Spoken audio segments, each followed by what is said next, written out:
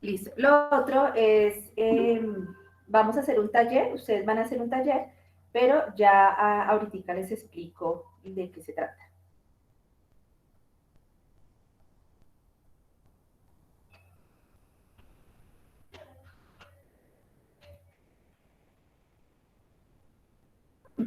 Ok.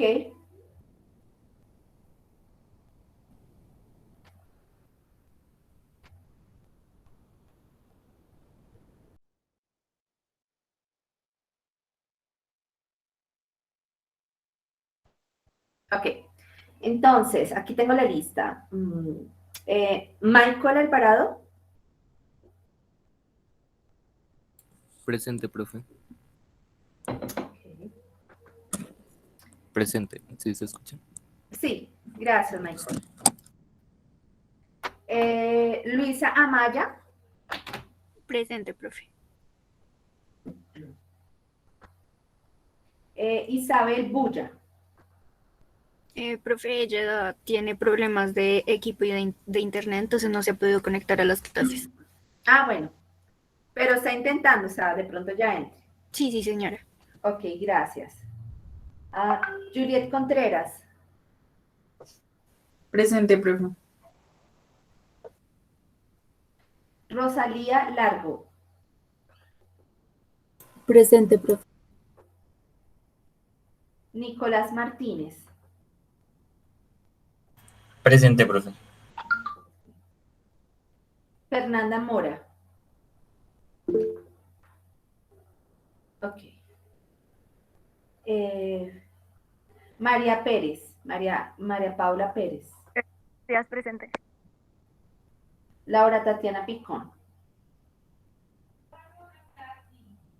Laura Picón. ¿Sí? Ok, bueno. Mateo, ya te vi. María Camila Trujillo. Presente, profe. Sara Vargas. Presente, profe. Angélica Vargas. Presente, profe. Angélica Vargas. María Fernanda Vargas. Están todos los Vargas. Presente, profe. Ok. Laura Vega. Presente, profe. Me falta un Vargas, ¿cierto? Sí, señora, yo. Sí, es que como vi tantos Vargas. Listo, gracias. Perfecto. Y Buenos días.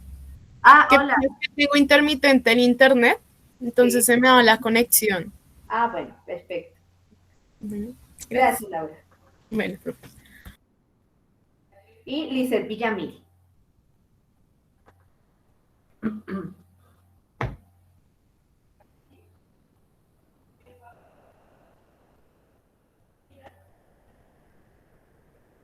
Listo, chicos. ¿Alguien falta de la lista?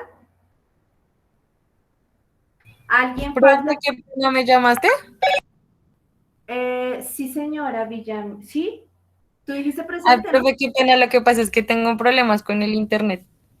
Bueno, perfecto. A mí me pareció que dijiste presente. Sí, ¿cierto? Bueno. No, profe, no había dicho. Ay, Dios mío. Gracias, Lizeth.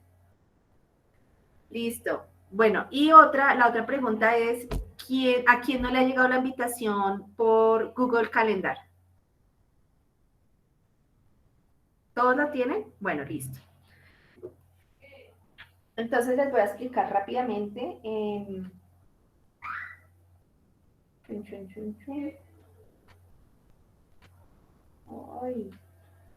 Bueno, mientras que hablo lo de la presentación, entonces les voy a explicar brevemente cómo es que yo voy a hacer la evaluación. Es muy, muy sencillo. Lo tenía en una hojita de presentación, pero no sé qué se me hizo, perdón. Pero es muy sencillo. Pues sabemos que hay 3 cortes, que el primero vale 30, el segundo 30 y el último 40%.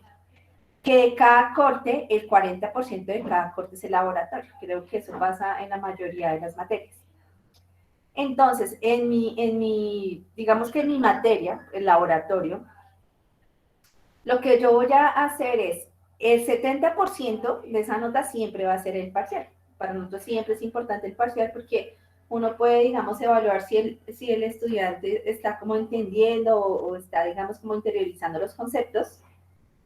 Y el otro es el 30%.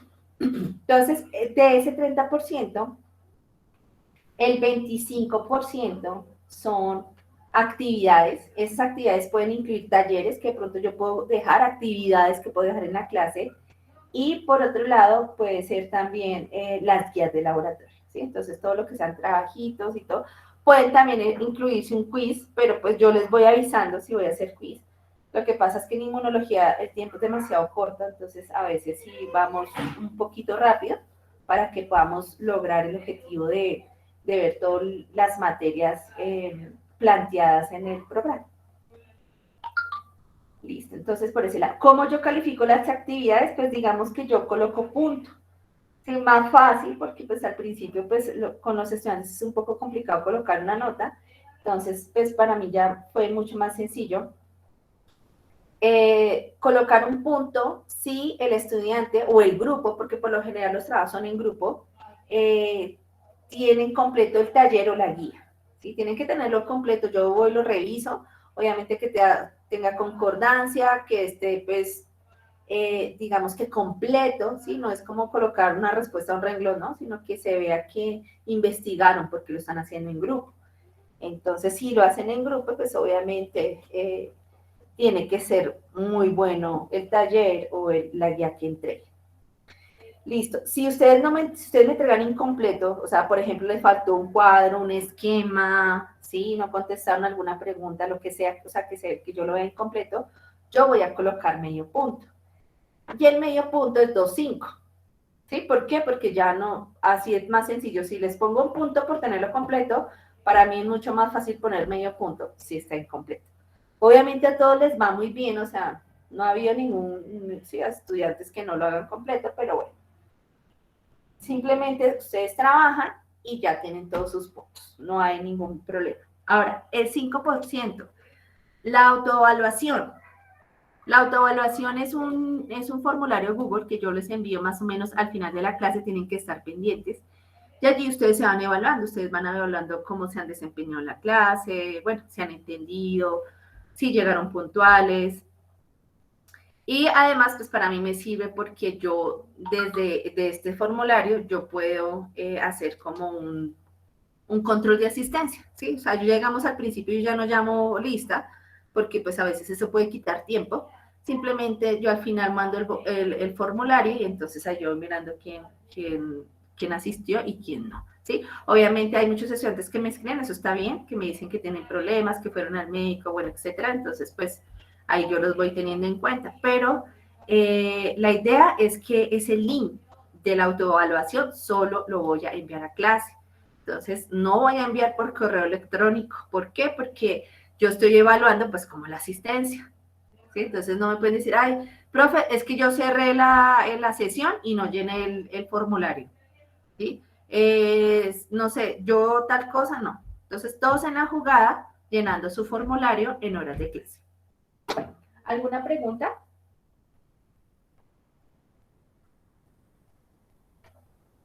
Sí, profe, qué pena, ¿me podría repetir lo de las guías? O sea, debemos subir el pre y el post. Es que se me está cortando. Sí, o sea, cada clase yo les voy pidiendo una actividad, ¿sí?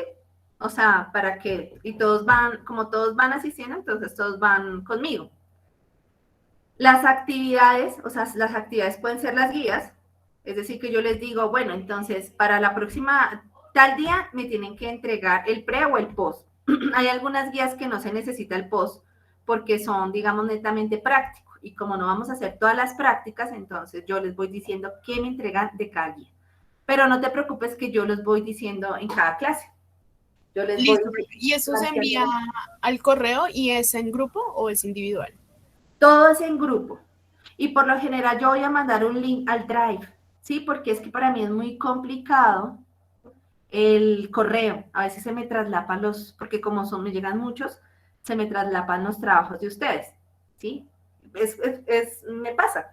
Sí, que de pronto, profe, pero ya te lo envié, yo digamos, no lo visualicé porque de pronto llegaron otros, no leí ese, bueno, no sé. Entonces, para mí es mejor, yo siempre les voy a enviar un drive para que lo suban. ¿Sí? Entonces, así si yo simplemente abro el drive y yo me doy cuenta que todos los grupos ya lo han subido y listo. Yo, digamos que después ese link, si yo les doy digamos, un espacio, digamos, un tiempo, yo después yo cierro ese drive, ¿sí? O sea, yo bajo los trabajos y ya los cierro. Entonces ya nadie puede subir ahí nada porque el enlace del Google Drive ya lo quito, ¿sí? Entonces, así lo vamos a hacer. Ya que si me quieren preguntar algo, pues me lo pueden escribir en el correo o, digamos, me lo pueden preguntar en la clase, pues que sería lo mejor, ¿no? Pues para que de una vez se resuelva en este momento. Listo. ¿Alguna otra pregunta? Bueno, entonces ya voy a compartir y les voy a decir qué vamos a hacer, cuál es la actividad propuesta para el día de hoy. Entonces, como les había dicho anteriormente, a mí me gusta mucho utilizar el fichero. Entonces, el fichero, ustedes saben que pueden también bajar los archivos en Google Calendar o igualmente pues en las horas de clase también pueden bajar los archivos. Entonces, por lo general el fichero siempre va a tener el grupo, los grupos de trabajo, para que ustedes siempre recuerden con quiénes tienen que trabajar, porque a veces pasa que, pues como tienen que hacer tantos grupos en otras clases, pues aquí ustedes recuerdan de quiénes son estos grupos. Entonces, ¿quién le hace falta un grupo? ¿O quién no está fuera o no está? Listo. Bueno, entonces los grupos están completos. Y por otro lado, entonces, siempre les voy a dejar la guía de inmunología clínica, ¿sí? De ahí vamos a sacar las guías que yo les voy a pedir. Entonces, ustedes ahí la tienen a la mano por si ya se les extravía. Y lo que vamos a hacer, o la propuesta para esta clase, es hacer un taller de vacunas. Y ese taller de vacunas se va a hacer en grupo. Aquí está el link del Drive donde ustedes van a subir su taller desarrollado. ¿Todos me siguen? Sí, señora. Perfecto. Entonces, así es siempre. Yo les voy a mandar siempre un link y para ustedes tienen que entregarlo el viernes. Tienen todo el viernes, hasta el viernes 12 de la noche, mañana, ¿no? Yo creo que sí pueden desarrollarlo. Bueno, sí, mejor dicho, el lunes ya tiene que estar arriba en el Drive. ¿Sí me siguen? Pues para darles un poquito de tiempo que lo desarrollen, por si tienen otros trabajos. Sí, señor. O sea, tenemos plazo hasta más tardar el lunes. El lunes, ajá, el lunes yo ya lo cierro en la tarde. Y ese es el Drive, ¿listo? No se les olvide, bueno, algo que se me olvidó decirle a los otros chicos. Bueno, recuerden que los talleres y los trabajos, recuerden que tienen que colocar el grupo y los nombres de los integrantes. Cuando ustedes me escriban un correo, por favor, díganme, soy del grupo tal, ¿sí? Porque pues de pronto para ubicarlos mejor en la lista y todo. Y yo sé que está el grupo, entonces yo ya como que me familiarizo y digo, los de la tarde, Entonces les recomiendo mucho eso para yo no estar buscándolos en la lista, a ver a cuál grupo pertenece. Bueno. Listo, entonces esa es la actividad propuesta. Bueno, entonces vamos a empezar a hablar rápidamente de vacunas. Por favor, me confirma si están viendo mi pantalla. Señora. Gracias. Bueno, entonces, antes de hablar de vacunas, ¿de qué debemos hablar? Tenemos que hablar de inmunidad. Entonces es muy común que digan, no, pues que yo soy inmune, ¿no? Yo soy inmune a tal enfermedad, o hasta uno dice, no, yo soy inmune hasta esta situación, ¿no? Entonces utilizamos mucho la palabra, yo soy inmune o inmunidad. ¿A qué se refiere con estos términos? ¿Quién me dice?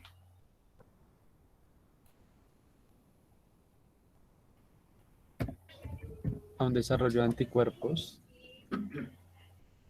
Exactamente. en contra de una enfermedad. Contra de un patógeno. Exactamente. Entonces, cuando hablamos de yo soy inmune, quiere decir que yo ya desarrollé, que yo tengo una memoria inmunológica, la cual me va a permitir identificar rápidamente un patógeno por segunda vez y de esta forma lo puedan eliminar rápidamente sin que se genere todos los síntomas de una enfermedad. Pero, ¿qué sucede? ¿Por qué las vacunas? Hay algunas enfermedades que son tan virulentas que pues el sistema inmune pues no puede solucionarlo, se desencadenan unos síntomas, ¿sí? Toda una respuesta inmune y buenos síntomas y reacciones que el paciente no soporta y muere. Entonces, pues digamos que hay muchas enfermedades que se han llevado muchísimos, miles de vidas, entonces pues los investigadores, o bueno, las personas que empezaron a tener esa inteligencia, ¿sí? De pensar, obviamente que en los siglos pasados era la gente rica, ¿no? Que tenía el tiempo de reflexionar, se dieron cuenta que podían activar la respuesta inmune con digamos, bacterias o virus muertos que producen esa enfermedad tan letal y cómo presentársela a la respuesta inmune. Pues no sabían exactamente las bases, pero sabían que si se inyectaba y lo reconocía el cuerpo, ¿sí? Cuando llegara realmente la enfermedad, ya ellos tenían protección y podían solucionarlo, podían resolverlo sin problema, eliminar el patógeno y evitar el desarrollo de la enfermedad que pues, posteriormente podría causarle la muerte. Entonces, a través del desarrollo de las vacunas, pues lo que se hizo fue evitar la muerte de miles de personas. Pero más adelante vamos a hablar un poquito más de historia de este tema. Bueno. Entonces, ¿qué son? Ustedes ya lo saben, que pues, es una preparación destinada a generar inmunidad contra una enfermedad. ¿Por medio de qué? Como lo ha hecho su compañero, a través de la producción de anticuerpos y obviamente de la generación de células inmunitarias de memoria, que obviamente van a estar circulando por todo el organismo en espera de un segundo contacto y pues poder responder mucho más rápido y eficaz. Ahora, los métodos habituales para administrar las vacunas, ustedes ya saben que la inyección, porque pues, los que se han vacunado, ¿sí? De niños y todo, pues por lo general se los han colocado en el brazo y algunas veces puede ser vaporizaciones nasales, aunque yo no he visto, pero sí he visto la administración oral. Bueno, entonces para continuar hablando ya como para entrarnos un poquito más dentro de las vacunas, vamos a hablar de la famosa inmunidad colectiva o la inmunidad de rebaño, que pues es tan famosa, que es tan famosa que necesitamos como pues aclarar esos términos. Yo creo que ustedes ya saben de qué se trata. Resulta que esta protección se va a dar cuando un cierto porcentaje, un porcentaje elevado de la población está inmunizado o tiene vacuna. ¿Para qué sirve que este porcentaje de la población que se le ha dado esté inmunizado? Va a ayudar a que, digamos, haya más transmisión, ¿sí? De la infección y además eso va también, cuando se evita esa transmisión, pues se va a bloquear ya la expansión de la enfermedad. Entonces, cuando sucede eso, se puede controlar muchísimo mejor una infección extraña, una pandemia, ¿sí? Relacionado con un patógeno letal. Entonces, ¿por qué lo hablamos? Porque pues como en el caso, por ejemplo, del COVID-19, pues digamos que muchos epidemiólogos y personas expertas en salud pública, a través, digamos, de análisis y ecuaciones, ellos pueden establecer un porcentaje de población que tiene que estar inmunizado para generar la inmunidad de rebaño. En este caso, para COVID-19 tiene que ser de un 75%. Es decir, que el 75% de la población tiene que estar vacunado para generar la inmunidad de rebaño o la inmunidad colectiva. Profe, tengo una pregunta. ¿Sí? Dependiendo de la enfermedad, ¿también depende del porcentaje de inmunidad colectiva? Sí, señor. Sí, señor. O sea, entonces es diferente.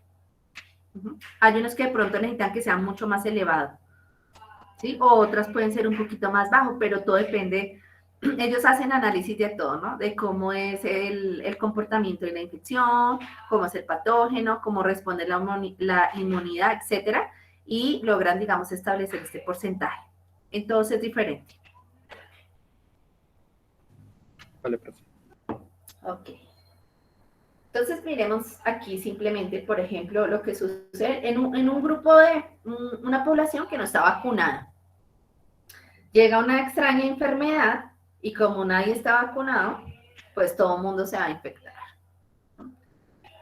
¿Quiénes son los más susceptibles? Pues recién nacidos y personas ancianos, ¿sí? Debido a que, primero, los ancianos, después de los 60 años, bueno, las personas después de los 60 años, porque pues uno ya todavía es joven a los 60, pero pues desafortunadamente todos los sistemas del organismo empiezan a fallar, ¿sí? Ya no funcionan igual, ya empiezan a deteriorarse.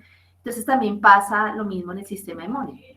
Los ancianos entonces ya empieza a disminuir el porcentaje de células del sistema inmune y estas personas son un poquito más susceptibles, ¿no? Ya son un poquito más, digamos, como tienen más predisposición o fácilmente le puede dar cualquier enfermedad. Y lo mismo que los recién nacidos.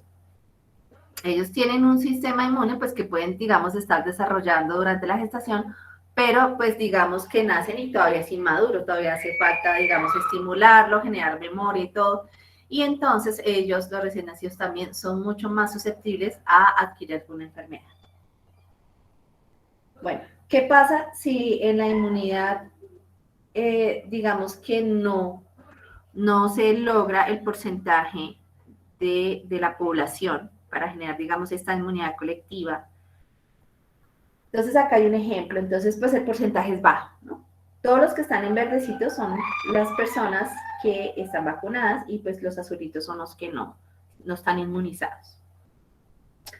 Entonces, como es muy bajo, va a llegar otro brote, ¿sí? Y como digamos no es suficiente este porcentaje, entonces se van a infectar también los que están dentro de la población. Entonces aquí ¿qué sucede? Como no hay un gran porcentaje de la población que está vacunado, entonces no va a proteger a los que no están vacunados. Entonces aquí la inmunidad de rebaño pues fracasó porque no se alcanzó la meta del porcentaje de población inmunizada. Entonces, ¿cómo sería la inmunidad colectiva exitosa? ¿Sí? Entonces acá tenemos ya el 75%, por ejemplo, y llega otra vez el brote, otra vez llega la enfermedad, y sí, obviamente se van a infectar los que están fuera de la población, pero miren, los que no están vacunados y están dentro de la población, ¿sí? Que ya se ha vacunado, entonces sí los va a proteger de la enfermedad. Entonces, por eso necesitamos tener esa inmunidad de rebaño. Eso es lo que es una inmunidad de rebaño exitosa. Listo.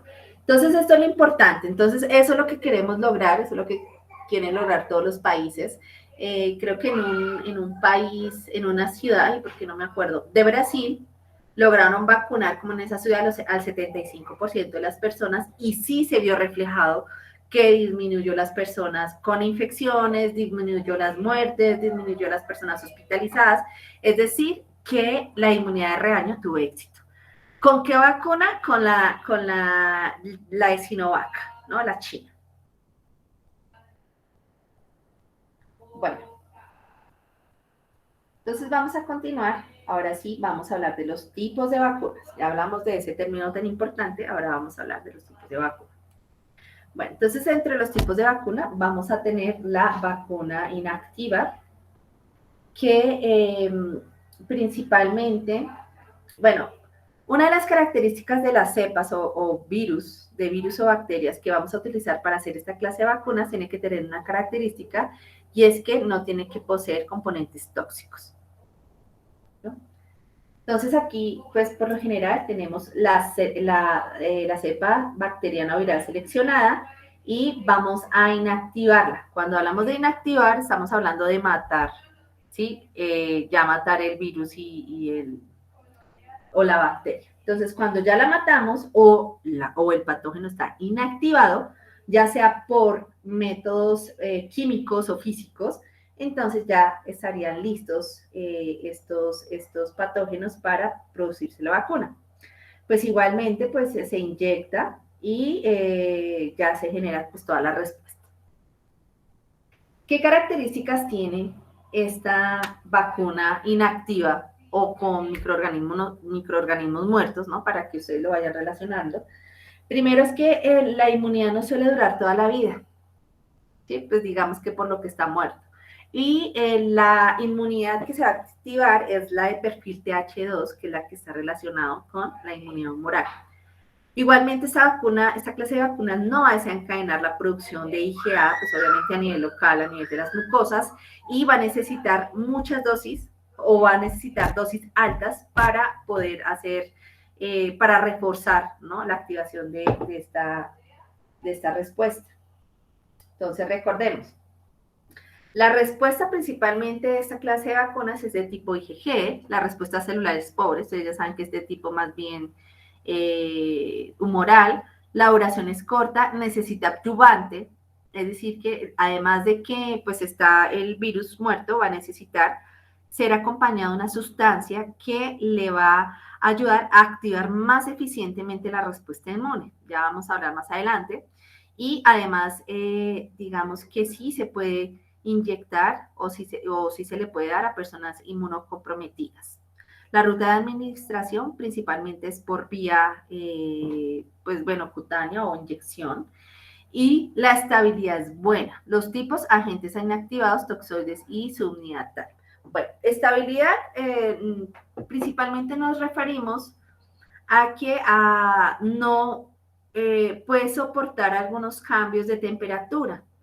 Ya más adelante les voy a explicar que la cadena de frío es muy importante para la conservación de las vacunas. Entonces, quizás digamos algunos cambios de temperatura, digamos que no tienen que ser tan bruscos, ¿no?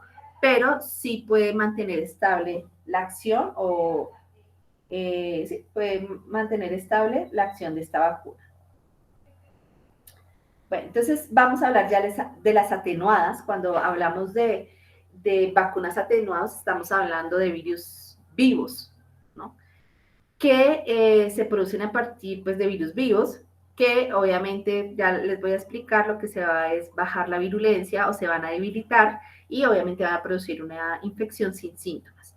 Entonces digamos que esta clase de vacunas pues no es recomendable para dárselas a personas inmunodeficientes o con problemas del sistema inmune, es decir, que tengan una baja cantidad de células de la respuesta inmune. Bueno, entonces aquí tenemos nuestra cepa de virus seleccionado y una de las formas para debilitar o disminuir la virulencia es hacer varios pases. No sé si ustedes saben qué es hacer pases, pero bueno, generalmente es que uno hace un cultivo de virus y luego hace otro pase, o sea, lo pasa, vuelve y lo cultiva en otro lado y vuelve y lo cultiva y vuelve y lo cultiva hasta que el virus se debilita. ¿Sí? Igualmente hay otro método que es hacer un cultivo, se incuba un cultivo de virus, pero que se puede incubar a bajas temperaturas, o sea, inferior a temperaturas fisiológicas. Estamos hablando de 24 a 35 grados, entonces esto va a hacer que si está a 37 grados, que es la temperatura fisiológica la que manejamos, pues el virus no se va a activar.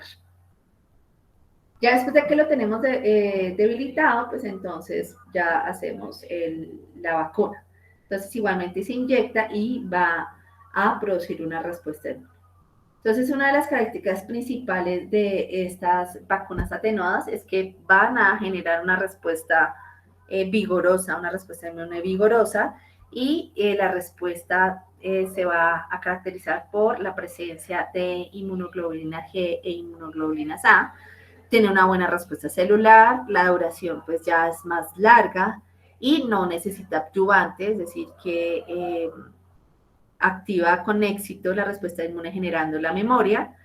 Riesgos para inmunocomprometidos es significativa, como les había dicho anteriormente, y esta clase de vacunas, además de que se puede administrar por inyección, también se puede administrar por vía oral o nasal.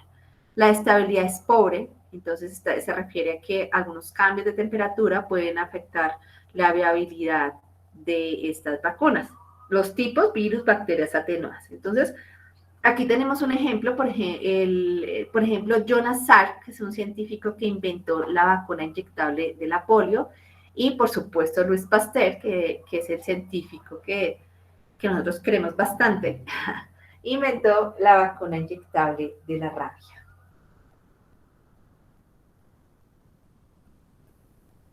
Ahora, la vacuna subunitaria conjugada, entonces, pues hay algunas partes, no sé si ustedes lo vieron en inmunología del semestre pasado, algunas partes del patógeno que es más inmunogénico.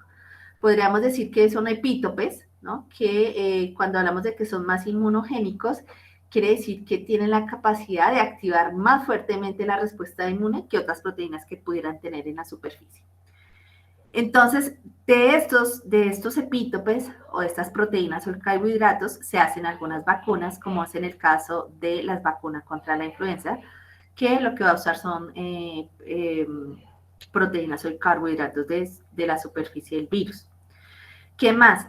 Por ejemplo, para hacer vacunas para niños, entonces, como el sistema inmune todavía es inmaduro, se necesita, por ejemplo, el carbohidrato enlazar con una proteína para que el sistema inmune del niño lo pueda reconocer, ¿sí? Entonces, pues aquí tiene que ser un poco combinado.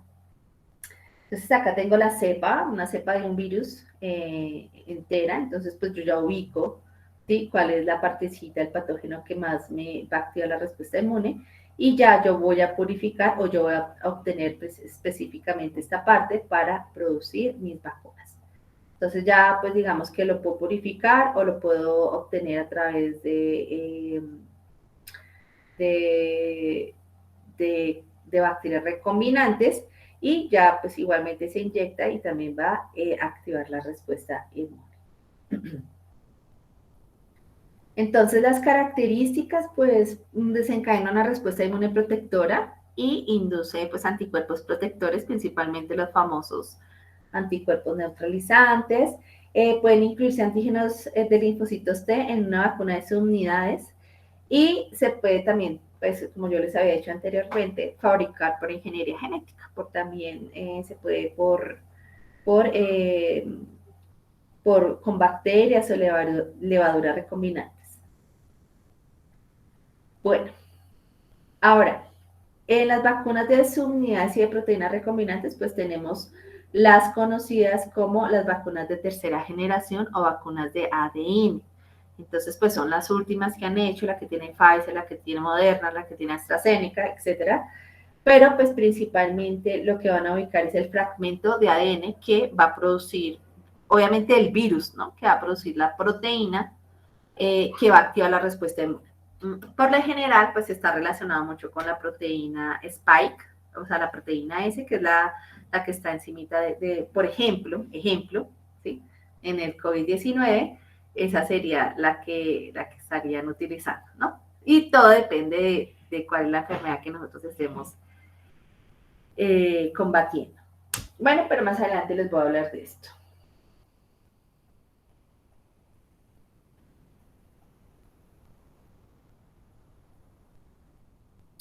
Listo. Entonces, ahora vamos a hablar de cómo se hace la vacuna.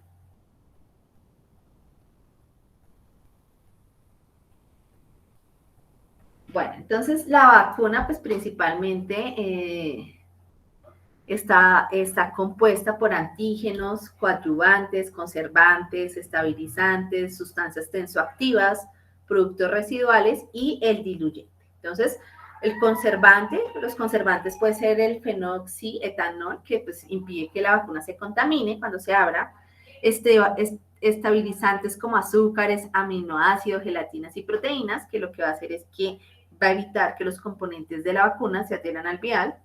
Sustancias tensoactivas, que lo que van a permitir es mantener mezclados los ingredientes y van a impedir que estos elementos se asienten o se aglutinen.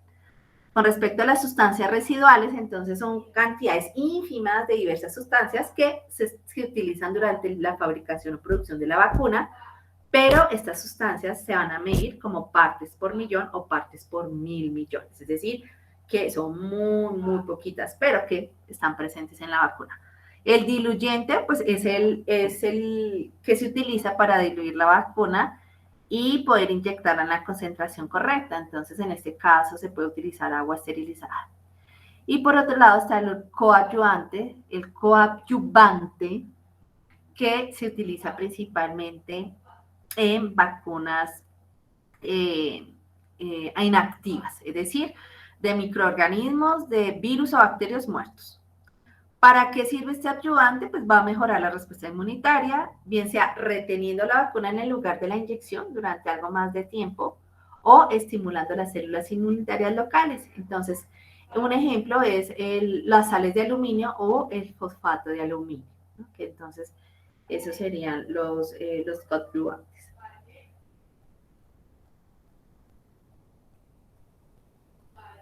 Bueno, entonces para la elaboración pues tenemos 5 pasos. El primero, obviamente, va a ser pues cultivarlo, ¿sí? O sea, nosotros necesitamos cultivar pues nuestras bacterias o los virus de donde nosotros vamos a hacer las vacunas. Entonces, en el caso, por ejemplo, de vacunas virales, pues el proceso se inicia con pequeñas cantidades de un virus específico y pueden crecer en ciertas células. Entonces, pueden usarse diversos tipos de células para hacer este cultivo o se pueden utilizar embriones de pollo o líneas que se reproducen repetidamente. Yo, digamos que en varios sitios de investigación he visto que utilizan mucho el huevo. El huevo tiene una característica y es que tiene que tener 9 días de fecundado para poder hacer un cultivo viral, ¿sí? Entonces, sí, yo veo que lo utilizan bastante. Y por otro lado, pues, como les había dicho, que se pueden utilizar bacterias recombinantes, que, pues, digamos, en pocas palabras, lo que hacemos es insertar el gen que produce una proteína que es de interés, que, pues, posiblemente puede ser de superficie, específica el patógeno que yo con el cual estoy haciendo una vacuna. Y digamos que cuando yo inserto este gen en la maquinaria o en la información genética de la bacteria, la maquinaria de la bacteria o de la levadura me empieza a sintetizar, ¿sí? Estas proteínas a gran escala. Ya cuando logro eso, ahí dice que a veces usan bioreactores, imagínate, esas cosas son gigantes y obviamente van a producir estas bacterias, se van a crecer en forma logarítmica y van a producir grandes cantidades de la proteína de interés con la cual yo voy a hacer la vacuna.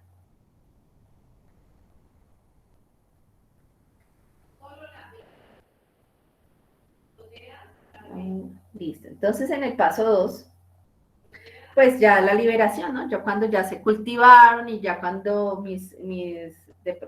aquí, cuando ya crecieron en el huevo, se multiplicaron mis virus, o cuando, digamos, mis bacterias recombinantes ya sintetizaron, hicieron una síntesis de proteínas, de la proteína de interés, entonces, pues yo voy a utilizar procesos para liberar, para purificar estos virus o estas proteínas, ¿sí? Entonces, siempre el objetivo es obtener grandes cantidades. Ya en el paso 3, pues ya la elaboración de los antígenos, entonces pues ya sabemos que para las vacunas inactivas, entonces lo que voy a hacer, para las vacunas inactivadas, atenuadas, yo ya les estoy diciendo mentiras. Bueno, ubiquémonos, para las vacunas atenuadas, es decir, para las vacunas vivas, entonces yo puedo hacer el cultivo del virus en los huevos y incubarlos en temperaturas no fisiológicas, 25 a 34 grados, para que, digamos, se debiliten y no vayan a crecer a 37 grados, que es la temperatura que nosotros manejamos. Ya en las inactivas, ahora sí en las muertas, pues ustedes saben que puede ser virus o bacterias, ¿sí? Que se inactivan o las matamos, sino que pues no es muy elegante decir así. Podemos utilizar inactivación química por formol, irradiación o calor, pues podemos hacer purificación o síntesis de componentes o subunidades a partir de los microorganismos infecciosos, ¿sí? También de ahí podemos, de la partecita que sea más inmunogénica, pues podemos, digamos, purificar.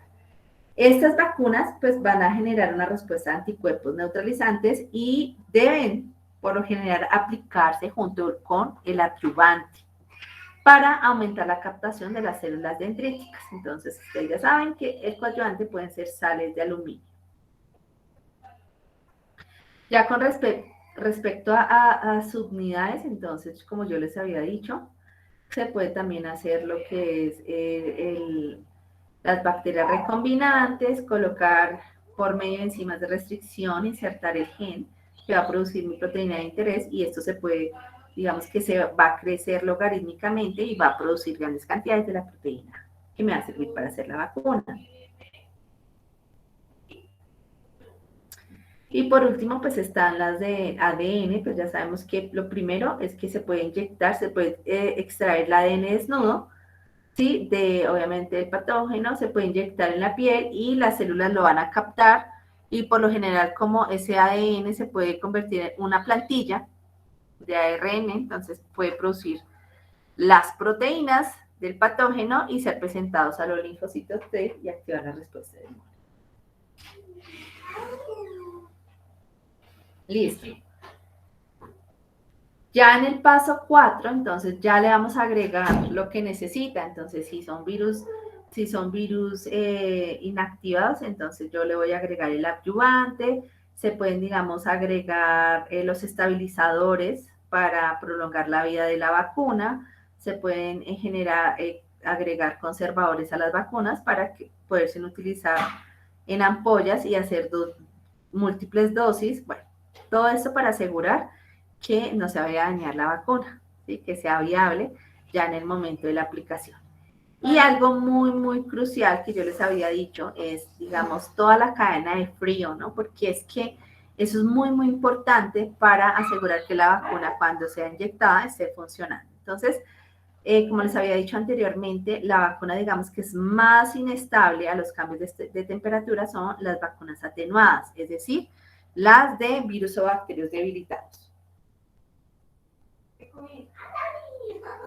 ¿Por qué es tan importante? Pues es que es muy complicado, o sea, digamos, los camiones que transportan las vacunas, pues tienen que tener los recipientes a la temperatura que está estipulado para la conservación de las vacunas. Si dicen menos 70, entonces tiene que ir en el camión a menos 70, llegar al centro de salud y guardarse a menos 70. Esa cadena de frío no se puede romper. Aunque hay algunas vacunas, dependiendo de cómo las fabriquen, que pueden deshidratarse sin congelación, pero en el momento de aplicarse, pues se pueden hidratar con agua estéril.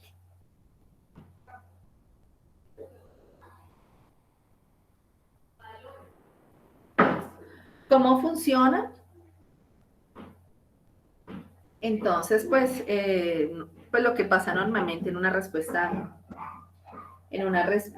inmune común y corriente. Entonces acá tenemos la vacuna se aplica, ustedes saben que es captada por las células dendríticas y allá hace un procesamiento de antígeno, entonces va a hacer homing la célula dendrítica hasta que llega al ganglio linfático y lo va a presentar a los linfocitos T cooperadores y a los linfocitos TC8.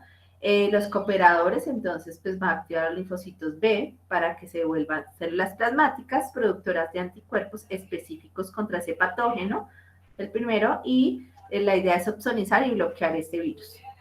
Y por otro lado, pues esta célula T reguladora, pues puede activar también las naturales, las células T asesinas, y pues directamente ir donde está la célula infectada y eliminarla a través de enzimas, porinas y bueno, todo eso.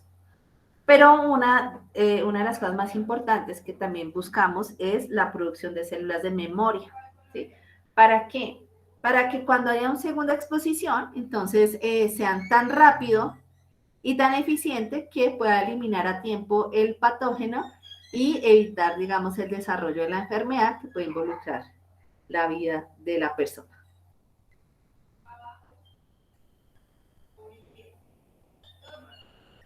Ay, ¿por qué me hizo esto? Listo. Entonces, los tipos de inmunidad sabemos que son activa y pasiva. Cuando hablamos de la inmunidad activa, pues estamos hablando de generación de células de memoria, generación de anticuerpos neutralizantes, y pues estas son las tres clases de vacunas. La inactivada, ¿sí? Entonces, pues es la que pues utiliza bacterias o virus muertos. y pueden purificarse, por ejemplo, subunidades, péptidos o polisacáridos, digamos, toxinas y algunas partículas virales, ¿sí? Y esto se puede hacer a partir de, digamos, de virus o bacterias muertas. Y por otro lado, pues tenemos las vacunas vivas, que ustedes saben que pueden ser mutantes atenuados, virus híbridos y cepas virulentas, ¿sí? Y que los mutantes atenuados, pues digamos que tienen otra clase de características. Ya dentro ya de la inmunidad activa, pues tenemos las de la tercera generación, que son las que están compuestas de ADN. Y por otro lado tenemos la inmunidad pasiva, no sé, yo creo que ya lo habían visto la clase pasada, que se refiere a la utilización de anticuerpos de otra persona. Entonces, por ejemplo, en el COVID-19 estaban haciendo que las personas que podían resolver la infección, o sea, que se sanaban, ¿sí? Tenían la infección grave con COVID, se sanaban, ese suero era un suero hiperinmune, por decirlo así, es decir, que tenían anticuerpos específicos para el COVID y se estaba utilizando en pacientes o se estaba inyectando en pacientes que en ese momento estuvieran hospitalizados por esa enfermedad. Entonces, lo mismo pasa acá. Entonces, la idea es utilizar anticuerpos generados ya por otra parte, ¿sí? Ya sea, por ejemplo, acá hay anticuerpos de humano hechos en caballo, ¿sí? O inmunoglobulinas específicas y podemos hacer purificación o anticuerpos monoclonales. Entonces, digamos que inyectamos anticuerpos a los pacientes y los pacientes lo que va a hacer estos anticuerpos es bloquear directamente al patógeno y pues le va a ayudar, digamos, como al sistema inmune un tiempito a, digamos, a generar su propia respuesta inmune, ¿sí? Entonces hace como que ayudan, ¿no? Mientras que el propio cuerpo lo hace. Entonces, por ejemplo, la producción de anticuerpos monoclonales ya es un poquito más costoso porque pues específicamente se hace se retira en el vaso del ratón, se identifica una clona de linfocito específico que produzca un anticuerpo específico a una proteína de interés, y luego que la identifico, pues yo lo voy a unir a una célula de cáncer, de carcinoma, para volver este clon de linfocitos B inmortal. Esta clase de unión pues, se llama el famoso hibridoma, que son células de linfocitos B inmortales que producen constantemente anticuerpos específicos a una proteína de interés. Aquí yo les muestro los programas de vacunación, pues ese es de Estados Unidos, pero bueno, es muy parecido, ¿no? Entonces, lo único que quiero es como, digamos, mostrarles es que hay un esquema de vacunación para niños de 0 a 6 años, estas son las vacunas, en qué edad se debe colocar y obviamente la dosis, ¿no? Entonces, cada vacuna tiene un esquema de vacunación. Acá lo mismo, pero de 7 a 18 años, cuáles son las que se pueden utilizar, a qué edad y digamos qué dosis. Y por otro lado, pues tenemos otra clase de vacunas que se pueden utilizar dependiendo de la indicación médica que le haga a cada persona. ¿Sí? Pero pues la presentación la van a tener disponible, entonces pueden echarle una revisadita. ¿Alguna pregunta hasta acá? Profe, una pregunta. ¿Sí? Con respecto a las vacunas atenuadas, dice que se producen a partir de virus vivos, ¿sí? Dice que también no es recomendable para personas con sistemas inmunológicos débiles, digamos como el VIH. Entonces, ¿eso quiere decir que para esas personas no habría tratamiento? No, para ella entonces serían las vacunas inactivas, por ejemplo.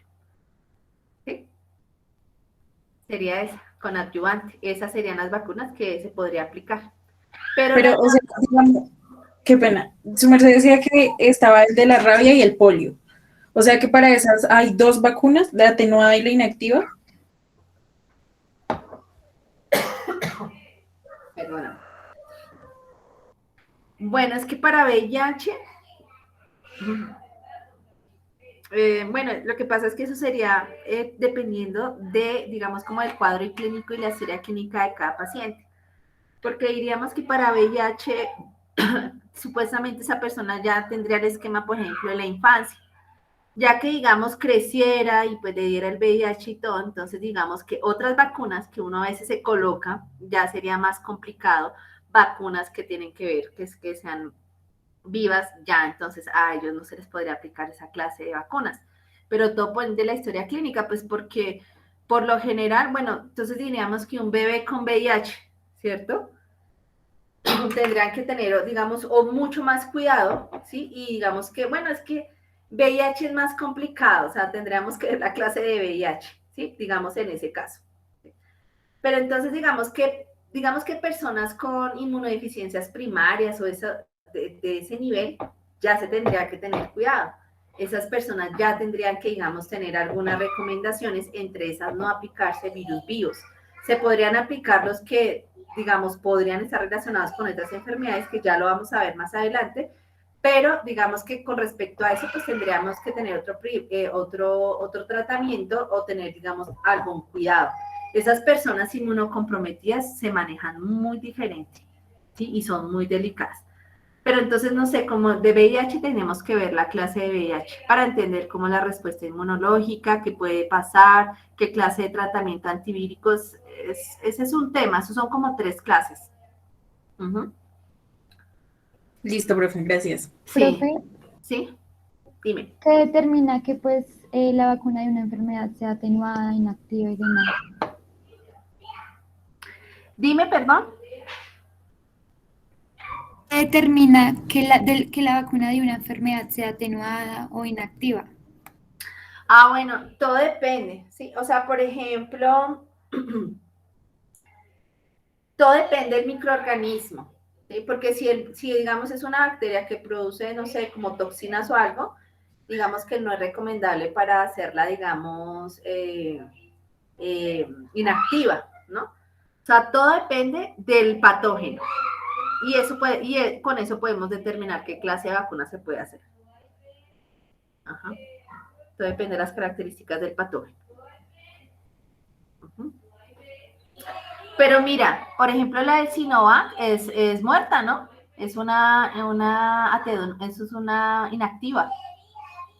Pero pues no tiene, digamos, toxinas y ha funcionado bien junto al adyuvante, ¿sí? Pero también la clave, por ejemplo, el adyuvante es clave para poder generar con éxito esa respuesta inmunológica. Pero entonces los investigadores van a determinar qué clase de vacuna se pueda hacer dependiendo de las características del patógeno.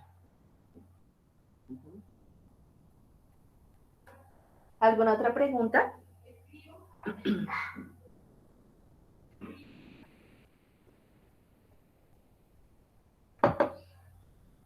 Aunque la verdad, ha avanzado muchísimo la tecnología. O sea, estas son las bases, ¿no?, que les estoy dando. Pero digamos que ha avanzado muchísimo. Ya en menos de nada hicieron la de 3ª generación y está funcionando bien. Pero digamos que la antigüita también está funcionando bien. O sea, el inactivo está funcionando también. Profe, una duda. ¿Sí? Digamos que para infecciones bacterianas por lo general se trabaja con antibióticos, ¿verdad? Sí. ¿Se podría reemplazar eso por vacunas, ya que hay mucha resistencia?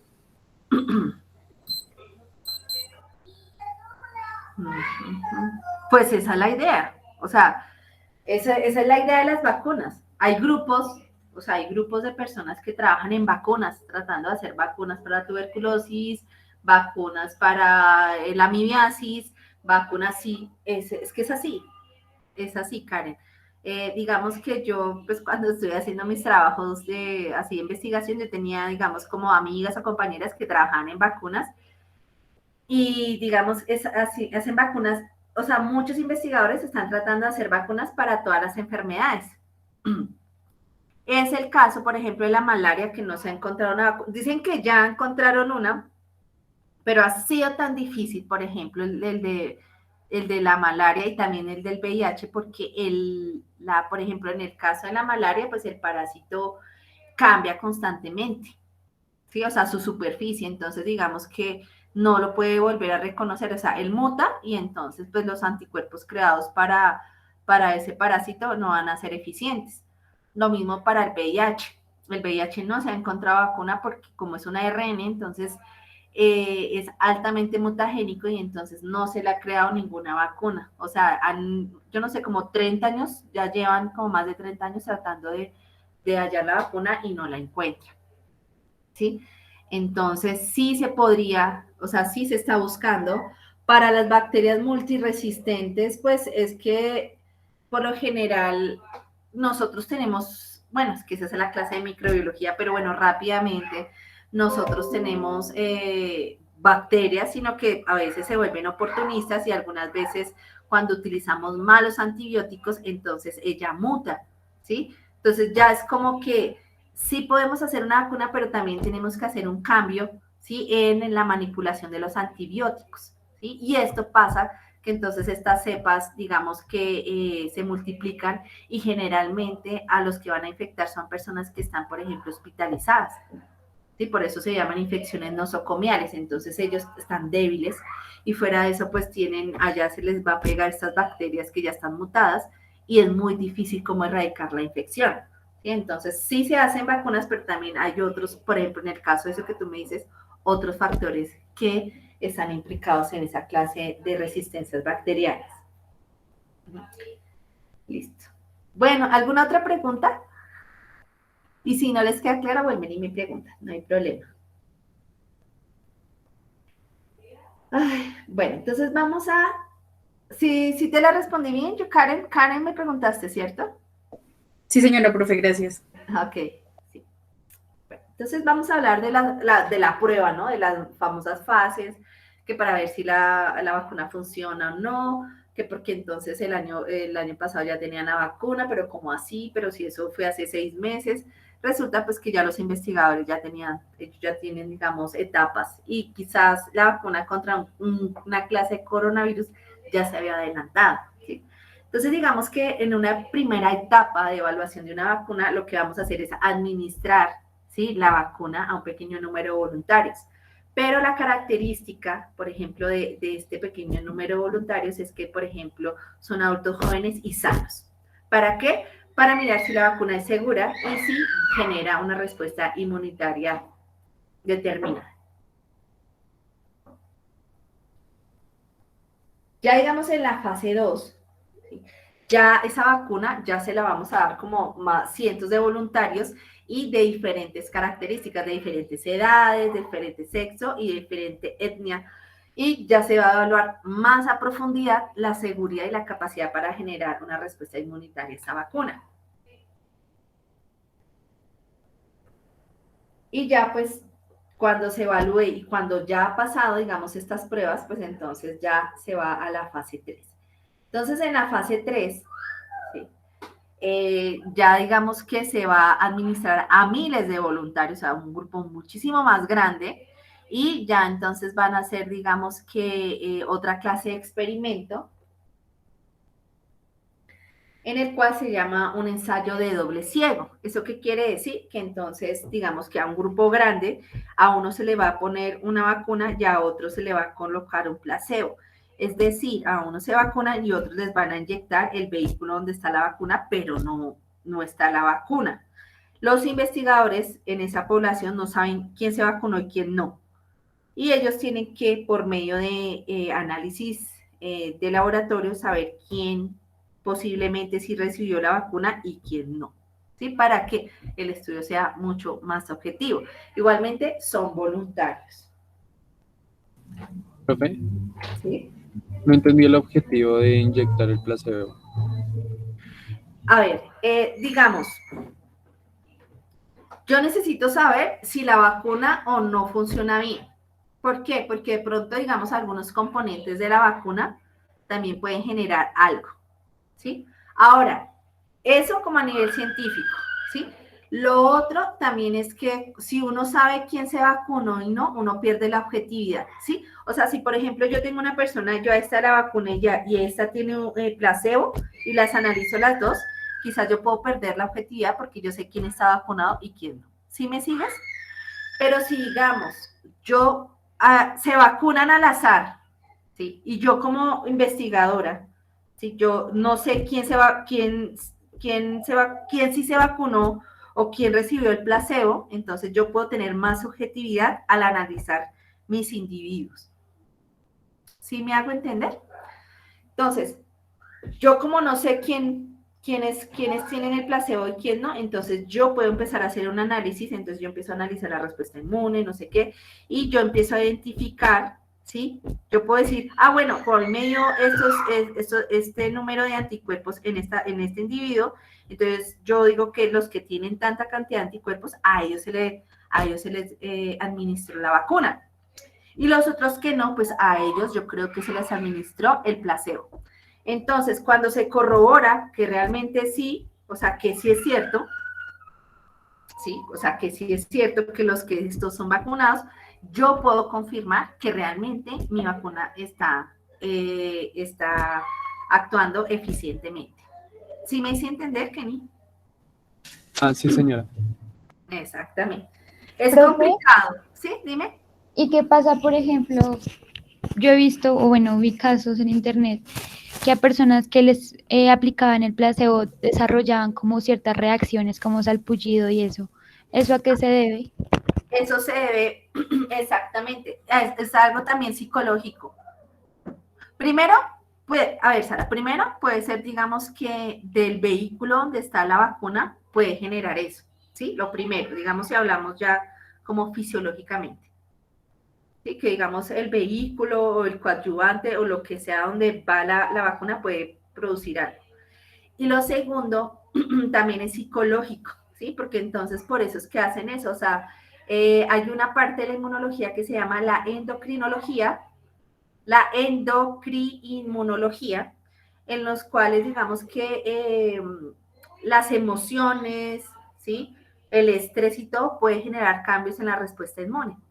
Entonces, han hecho varios experimentos donde las personas, digamos, están enfermas de algo y entonces les aplica y dice, mire, este es el tratamiento y se recuperan, pero realmente no les inyectaron nada, o sea, les inyectaron por ahí solución salina. ¿Sí? Entonces, también ellos quieren ver qué sucede con eso. O sea, quieren como primero eso, lo fisiológico, si algo pasa con el vehículo, y lo segundo, si realmente puede algo, digamos, como emocional o psicológico influir en eso. ¿Cómo hago para ir? Profe, o sea que de la misma forma las personas se curan de enfermedades con el placebo. Sí. De la misma forma pueden generar anticuerpos y tener inmunidad por una vacuna que es falsa. O sea, No, placebo. No, tampoco. Tampoco, ¿no? Todo depende, ¿no? Pero si hay personas, no sé, que hay algo, eso se está estudiando, ¿no? Se están estudiando ratones y todo. Los estresan y hay unos que viven relajados y van analizando cómo evoluciona la enfermedad. Pero de que sí, digamos, generar, digamos, como una inmunidad, no.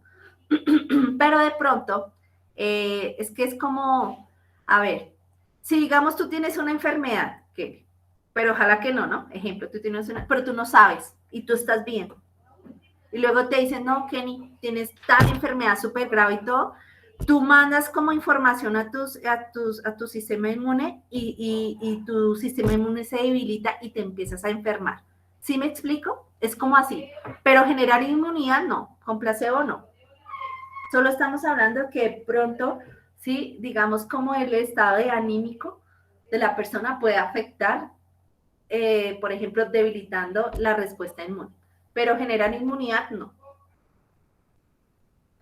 Eso sería algo así, ¿sí? Pero lo primero es algo así. Entonces, específicamente, digamos como el objetivo general del ensayo del doble ciego es eso. Es que los investigadores puedan objetivamente determinar si está segura la vacuna y si produce, digamos que una respuesta inmunitaria eficaz. ¿Sí me hice entender, Kenny? Sí, señora. Sí, eso. Perfecto. Bueno, entonces, ya digamos que siempre se sigue monitoreando las vacunas, o sea, se preparó y pues pasó todas las fases, genial y todo, pero esa vacuna hay que hacerle seguimiento, ¿sí? ¿De qué? De que funcione bien, de que es segura y principalmente porque se inyecta a personas que están sanas. Entonces, pues digamos, no se puede estar enfermando a la persona.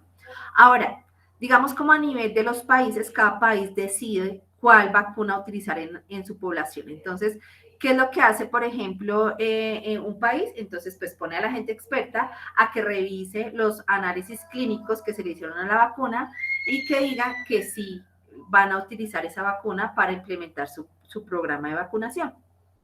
Entonces, una parte es digamos que el laboratorio y los investigadores, y otra es, digamos que el país con sus personas preparadas digan, sí, vamos a recibir esta vacuna y la vamos a utilizar. Listo. Entonces vamos a hablar un poquito ya del COVID, porque pues se nos acaba el tiempo. Y si algo no les quedó claro, no importa, vuelvan y pregunten, no hay problema. Volvemos y lo resolvemos. Bueno, entonces aquí. Resulta que el COVID-19, pues ya sabemos que es por coronavirus y apareció en el 2019, por eso se llama COVID-19, que es producido por el SARS-CoV-2 y que la principal ruta de administración son las gotas respiratorias. La principal ruta de transmisión son las gotas respiratorias. Entonces, pues el virus principalmente se puede ir a varias partes del cuerpo, a varios sistemas, pero principalmente se va a ir al pulmón, pues porque es como el primer contacto que tiene el virus. Entonces, el virus, si digamos afecta el tracto superior respiratorio, pues digamos que los síntomas son leves. Pero si llega hasta el neumocito tipo 2, entonces ahí sí se empiezan a presentar síntomas del paciente, como es tos productiva y fiebre, aumento de la frecuencia cardíaca, aumento de la frecuencia respiratoria, y se van a activar algunas células de la respuesta innata. Entonces, ¿qué va a suceder? Pues obviamente el virus va a entrar a las células, se va a replicar, se van a infectar otras células, pero aquí lo más grave es la activación de la respuesta inmune, porque se van a empezar a producir una alta cantidad de interleucinas proinflamatorias. Entonces, digamos que cuando ya empieza a haber ese daño a nivel del tejido, puede verse ya, el siguiente paso sería un colapso alveolar y por último un edema alveolar, en el cual pues el epitelio pulmonar pues ya está totalmente comprometido y el paciente va a presentar hipoxemia, neumonía o es una enfermedad crónica respiratoria. Profe, entonces aquí tenemos, ¿sí? Por ejemplo, la vía de ingreso del virus también puede ser, por ejemplo, por vía sanguínea, por ejemplo, una cortada o algo así. Sí,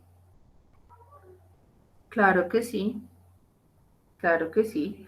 Sí, porque pues el virus ya también se fue al torrente, ¿no? Por lo general, está en el pulmón, sí, pero si digamos puede llegar al torrente sanguíneo, pues también, ¿sí? O sea, sí pueden haber virus, sí, puede haber virus en la sangre, es cierto. Bueno, entonces acá el virus principalmente pues está formado de la proteína espícula, que pues pareciera que tuviera coronitas, por eso es que se llama, pues digamos que no, pues yo me corté y todo, ¿no? Pero pues igualmente, ¿sí? Si digamos tiene una alta carga viral, pues sí, obviamente por sangre se puede también transmitir. Bueno, entonces acá digamos que las proteínas de la espícula, digamos que estos son lo que nosotros, pues, se forma así como el coronavirus, por eso se llama el coronavirus. Y esta proteína es la que se va a unir, digamos, a receptores AC2, pues, para poder, digamos, invadir estas células, las células del hueso. Aquí es donde se producen todas las mutaciones, entonces por eso que la cepa no sé qué, que la cepa delta y todo, porque cuando cambia, ¿sí? Esta proteína, pues entonces los anticuerpos neutralizantes no son capaces de reconocerlos y no se pueden pegar. Además, también va a tener proteínas de membrana que son antagonistas del interferón y esto pues va a ayudar a evadir la respuesta inmune. Lo mismo las proteínas de envoltura, que son estas verdecitas, que van a ser biporinas, que van a producir lisis de la célula huésped. También hay nucleocápsida, que son antagonistas de interferón, que son estas bolitas que están acá, que van a camuflar el RNA del virus, ¿sí? Y por supuesto, pues una bicapa fosfolípida que proviene de la célula huésped, ¿no? Bueno, entonces, ¿cómo se transmite? Porque, a ver, ¿quién me contesta? ¿Por qué las personas que tienen comorbilidades pueden ser más susceptibles a la infección por COVID?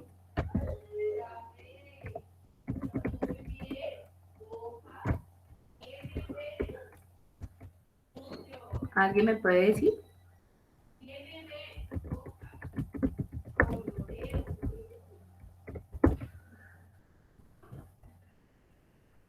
Profe, ¿podría repetir la pregunta? Ajá, porque las personas con comorbilidades eh,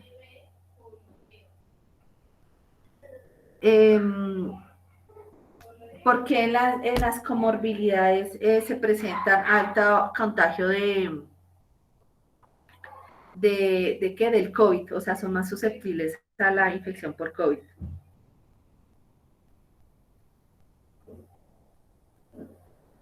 De pronto por un sistema inmune bajo, profe, bajas defensas.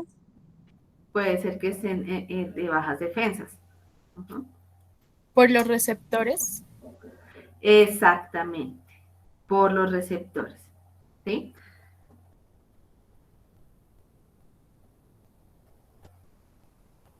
Listo. Listo. Bueno, entonces, digamos que aquellos pacientes mayores de 60 años con enfermedades cardiovasculares, hipertensión, diabetes, enfermedades respiratorias crónicas, fumadores, obesidad, ellos digamos que algunos por el consumo, ¿sí? O la utilización de algunos medicamentos, lo que va a pasar es que va a haber una alta expresión de los receptores AC2, los cuales pues son la puerta de entrada del SARS-CoV-2. Entonces, entre más receptores, más fácil es de que se expanda el virus, ¿sí? Y entonces empiece a dañar pues las células de la persona, ¿no? Entonces estamos hablando, digamos que a nivel del pulmón. Y ya cuando SARS-CoV-2 entonces entra y empieza ya a multiplicarse, se va a empezar a activar la respuesta innata. Entonces, pues principalmente puede ser macrófagos, algunos neutrófilos y obviamente se van a empezar también a activar algunos linfocitos. Aquí lo que va a suceder es una alta producción de citocinas proinflamatorias que lo que van a hacer es como exacerbar esa respuesta inmune. Principalmente la producción de interleucina 6, 1, factor de necrosis tumoral e interleucina 12, que lo que se va a llamar todo este aumento, ¿sí? de estas citocinas proinflamatorias se van a llamar tormenta de citoquinas. Ya más adelante lo vamos a ver mejor. Y esto, en algunos casos, los macrófagos a veces pueden estar participando en la producción de algunos tropos. Ustedes, digamos, en el laboratorio pueden hacer análisis de biomarcadores como la elevación de la proteína C reactiva, ferritina, dímeros D, y en algunos casos, por ejemplo, se puede presentar infecciones virales o bacterianas secundarias, debido, digamos que al proceso que está llevando el paciente. Obviamente, pues está súper delicado. Y si no lo puede resolver, pues entonces ya puede entrar a un síndrome de hiperinflamación, entrar a una enfermedad del sistema, perdón, un daño a nivel de la respiración y pues puede, digamos que llevar a la muerte, ¿no? Entonces, digamos que cuando ya digamos que entra esa neumonía, ¿sí? Tan grave, tan crónica y que digamos el paciente ya no lo puede resolver, entonces sí ya puede entrar a la muerte porque pues ya el paciente tiene una destrucción masiva, por ejemplo, el epitelio respiratorio, y pues digamos que ya no puede ya continuar, ¿no? Como enviando oxígeno al resto del cuerpo. Entonces, no sé si tengan alguna duda.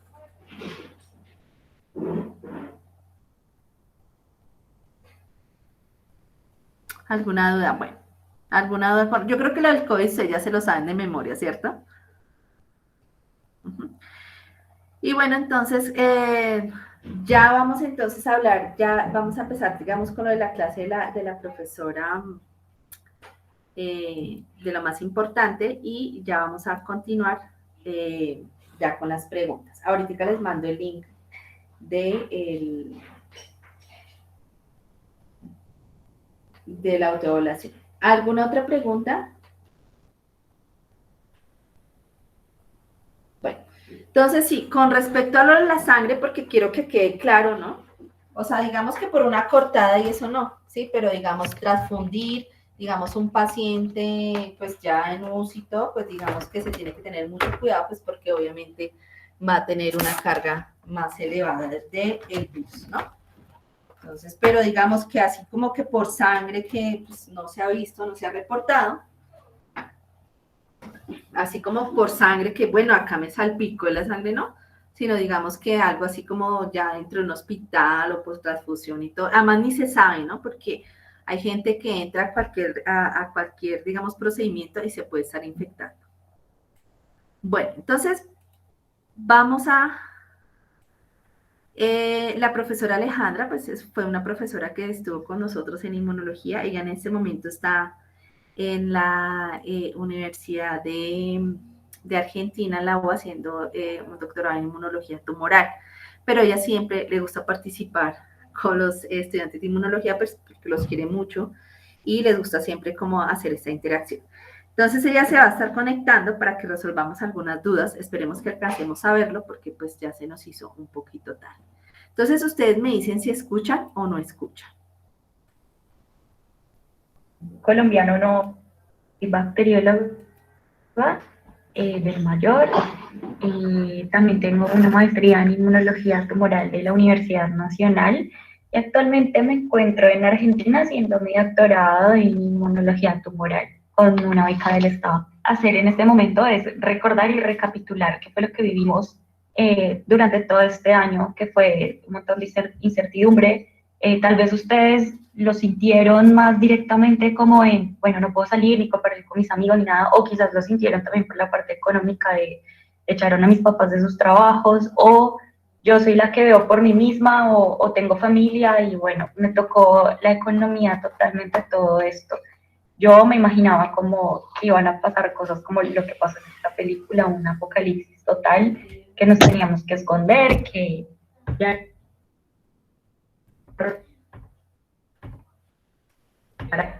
lejos de mis papás, o sea, todo mal.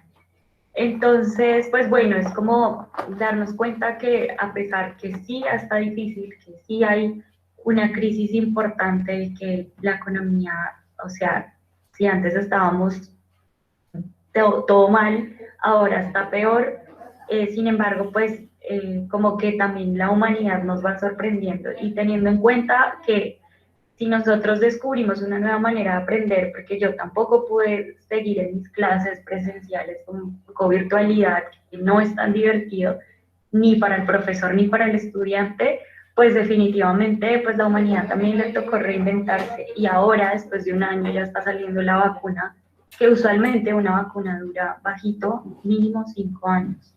Bueno, entonces recordemos el ciclo viral del virus, bueno, el SARS-CoV que produce COVID, como dijo la profe. Entonces tenemos que el coronavirus es reconocido por uno de los receptores, entra, desnuda su material genético, utiliza la maquinaria de la célula, del ribosoma, para producir las proteínas. Por otra parte, hay una polimerasa viral que va a hacer la traducción de esto, y que bueno, va a hacerse nuevas hebras de RNA. Después, entonces ya empieza a hacerse las vesículas para generar nuevos viriones, y dentro de esos nuevos viriones pues está el material genético y las proteínas que se formaron, salen los virus y están preparados para infectar.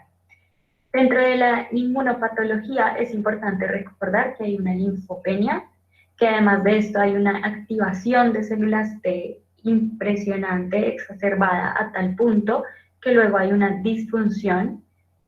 ¿Cómo se puede ver la activación? Bueno, las células T tienen unos marcadores específicos que luego ya van a ver durante pues toda la materia, que nos muestran cuándo están activadas, y otros marcadores que nos dicen cuándo están agotadas. Además de esto hay anormalidades en los granulocitos y los monocitos, porque hay una respuesta inmune que toca regular. Entonces, ¿qué es lo primero que echan mano? Pues a la respuesta inmune innata. Y esto gracias a la producción también exacerbada de citoquinas, que es lo que ustedes también han escuchado como una tormenta de citoquinas. Además de esto, hay un incremento en los anticuerpos y estos anticuerpos pueden llevar también a que la patología pueda ser más fuerte. Bien, voy a acercar aquí.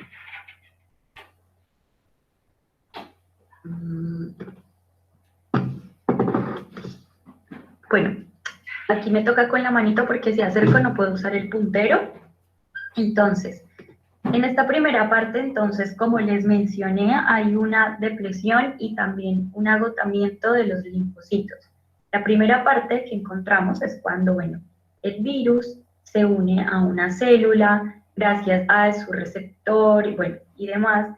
Luego, esa célula va a ser reconocida como célula extraña gracias a quién, a los linfocitos T. Esos linfocitos T van a hacer que, bueno, producción de citoquinas. Y esas citoquinas usualmente son TNF-alfa, interleuquina 6, interleuquina 10, y además de esto, interferones tipo 1, que son súper fuertes en la respuesta viral. Teniendo en cuenta esto, entonces hay un daño impresionante, además en vaso y en nódulos linfáticos secundarios, esto por la gran demanda de producción de linfocitos, llevando pues a que a una linfopenia además. Y además de esto, debido a lo que es las situaciones respiratorias que se presentan y otras, se empieza a producir un aumento de ácido láctico y ese aumento de ácido láctico hace que las células T también tengan una disfunción. Bien, vamos por el lado. Por otra parte, hay aumento de neutrófilos. ¿Por qué? Porque como hay baja cantidad de linfocitos T, pues el cuerpo necesita pues que podamos actuar contra una infección. ¿Y cómo lo hace? Pues echando mano de lo que hay. ¿Y qué hay? Pues respuesta inmune innata. ¿Y quiénes? Pues los neutrófilos. Los neutrófilos son una de las células más potentes en cuanto a inflamación. Entonces, por esa razón también el hecho que haya neutrófilos por todo lado hace que pues sea más terrible la respuesta, sobre todo en pacientes que son más delicados. Bien, ahora, la tormenta de citoquinas, por un lado, sí se estimula un montón la respuesta TH1, como les mencioné, sobre todo por la producción de interleuquina 6, y además de eso, tenemos que llamar a la respuesta inmune innata, usualmente se hace gracias a la interleuquina 1 beta, que es reina de la inflamación, y además de eso, otro de los reyes de la inflamación es el linfocito TH17, que gracias a la interleuquina 17 va a aumentar el reclutamiento de células del sistema inmune innato. Bien, seguimos con la unión dependiente de antígeno, que esto hace que la patología sea más dura, los signos, los síntomas, todo sea todo más duro. En sí, la producción de anticuerpos, estos anticuerpos son neutralizantes que van a hacer evitar que este virus entre a una célula infectada. Ahora, como estos anticuerpos tienen su región FC en la parte de afuera, esta región FC en la parte de afuera va a ser reconocida por el receptor FC de algunas células, como por ejemplo los macrófagos. ¿Esto qué va a hacer? Que haya una fagocitosis mediada por receptor, por ejemplo, y además de eso hace que haya un aumento en la inflamación, no solo por el reclutamiento de macrófagos y otras células que tengan el receptor de esta FC, sino que además van a hacer que se active el complemento. Entonces, si se dan cuenta, hay inflamación por todos los lados posibles.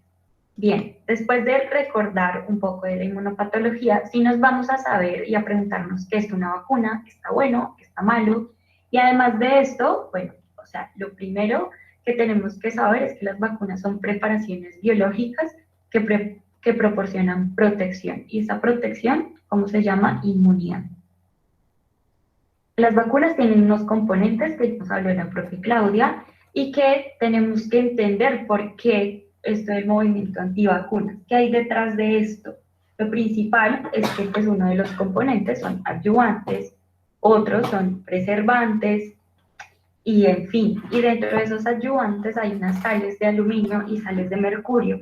Las sales de aluminio están muy asociadas a la autoinmunidad sin que hayan estudios fehacientes y científicos serios para decir si produce autoinmunidad. Y además de esto, la sales de mercurio todavía no se ha demostrado que tenga alguna asociación con algún tipo de deterioro o desorden neurológico. Entonces, pues por esta razón, tampoco. Sin embargo, las personas que hacen las vacunas, pues decidieron retirar estas sales de algunos ejemplares, de muchas, y hay algunas ahorita que son como la influenza que tienen estas sales de aluminio, perdón, de mercurio, pero es equivalente a como si ustedes se comieran una lata de atún. Entonces es como, bueno, aquí es donde ustedes empiezan a desarrollar un criterio no solo científico, sino social. ¿Por qué? ¿Me gustaría o no vacunarme? ¿Por qué no? Porque me da miedo, tengo miedo, o sea, ¿qué onda todo esto de lo que viene detrás de antivacunas?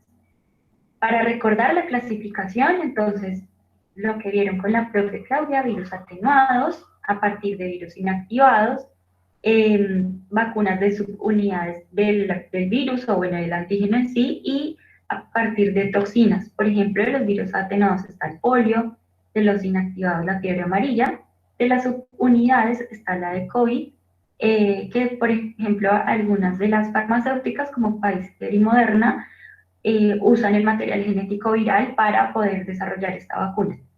Y en cuanto a la vacuna con toxinas sería la difteria. Ahora, dentro de la historia tenemos que contextualizar esta parte también, y es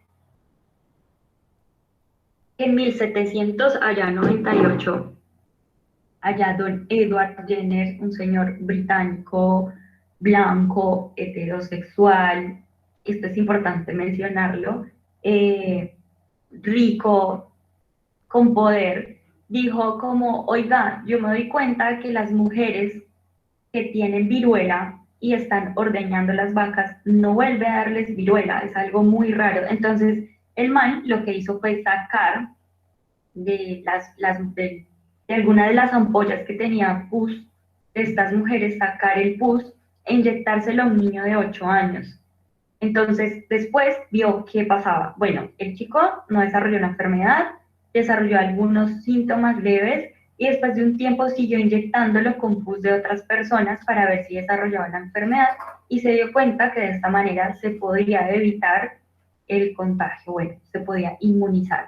¿Qué pasa? Pues tenemos que tener en cuenta que ya no podemos soportar y tolerar esto de una ciencia patriarcal. ¿Por qué? Porque detrás de, ustedes saben, de muchos científicos hombres, hay muchos cerebros femeninos, muchas mujeres que han hecho cosas súper chéveres y que, bueno, o les quitan lo que sea que hayan hecho o, bueno, o no las reconocen.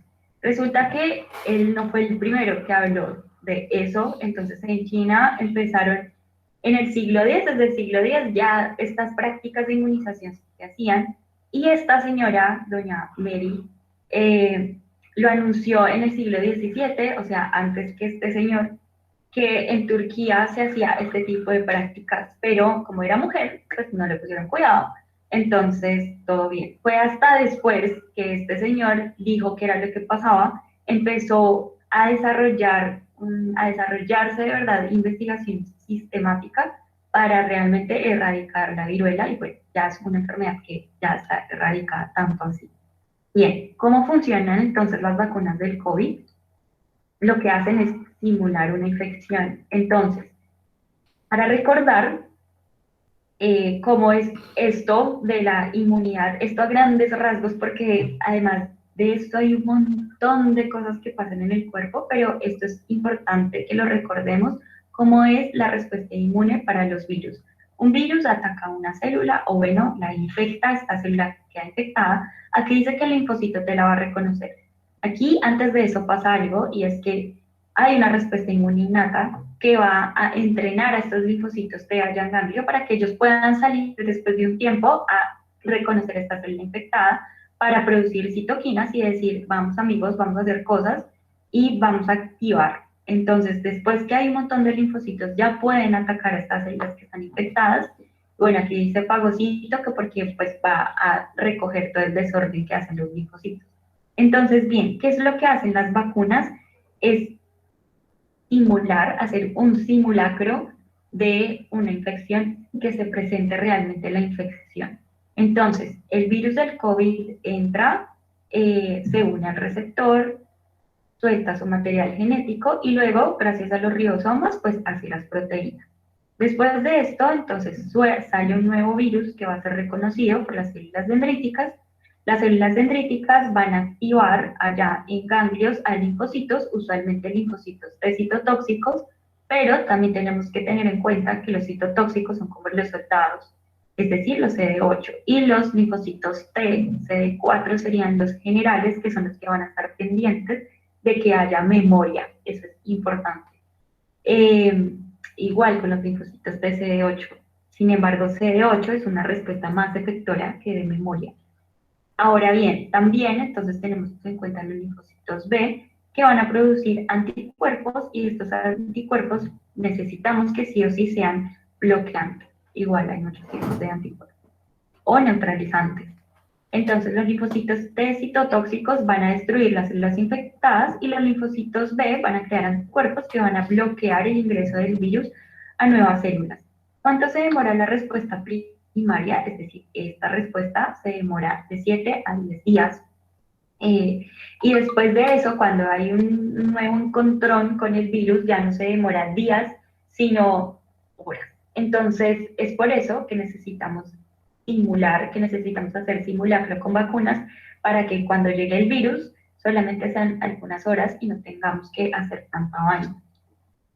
Bien, es importante tener en cuenta lo de las fases de las vacunas y en este momento, ¿qué es lo que está pasando? En este momento, aquí dice que hay más de 135 ensayos preclínicos, pero en sí hay 172 ensayos preclínicos. Esos ensayos preclínicos se hacen o con cultivos in vitro de células, de líneas celulares, o inclusive ya pues con animales. Después de esto seguimos con la fase 1, y para pasar de ensayos preclínicos a fase 1 por lo menos necesitamos un año. Entonces ustedes dirán como, ¿qué carajos? O sea, en teoría ya vamos en fase 3, y para esto se necesita un año, cuando es bien hecho. Pues resulta que como antes ya hubo otras epidemias, pues nos adelantaron realmente cómo era el estudio del coronavirus. Entonces lo que pasó allá en el 2006 y luego en el 2012 con MERS y con SARS, con el otro SARS, entonces es como, bueno, ya nos dijeron y nos adelantaron cómo funciona un coronavirus. En ese momento ellos estaban haciendo todo lo que tenía que darse para la vacuna, pero pues como pasó la emergencia, no siguieron investigando, pero bueno, si hubiera seguido investigando, todo hermoso hasta ahora, pero bueno, ya fue. En fase 1, entonces ya incluimos personas, y es sobre todo para mirar la seguridad de la vacuna, es decir, si yo inyecto la vacuna sin el antígeno, ¿qué va a pasar? Solo el agua solo lo que voy a usar como vehículo genera algún tipo de daño, entonces esto es lo principal. Después ya con el antígeno a ver qué pasa. Estos son aquí fase 1 de voluntarios, de gente que no tiene como tanta cosa ni enfermedades de base.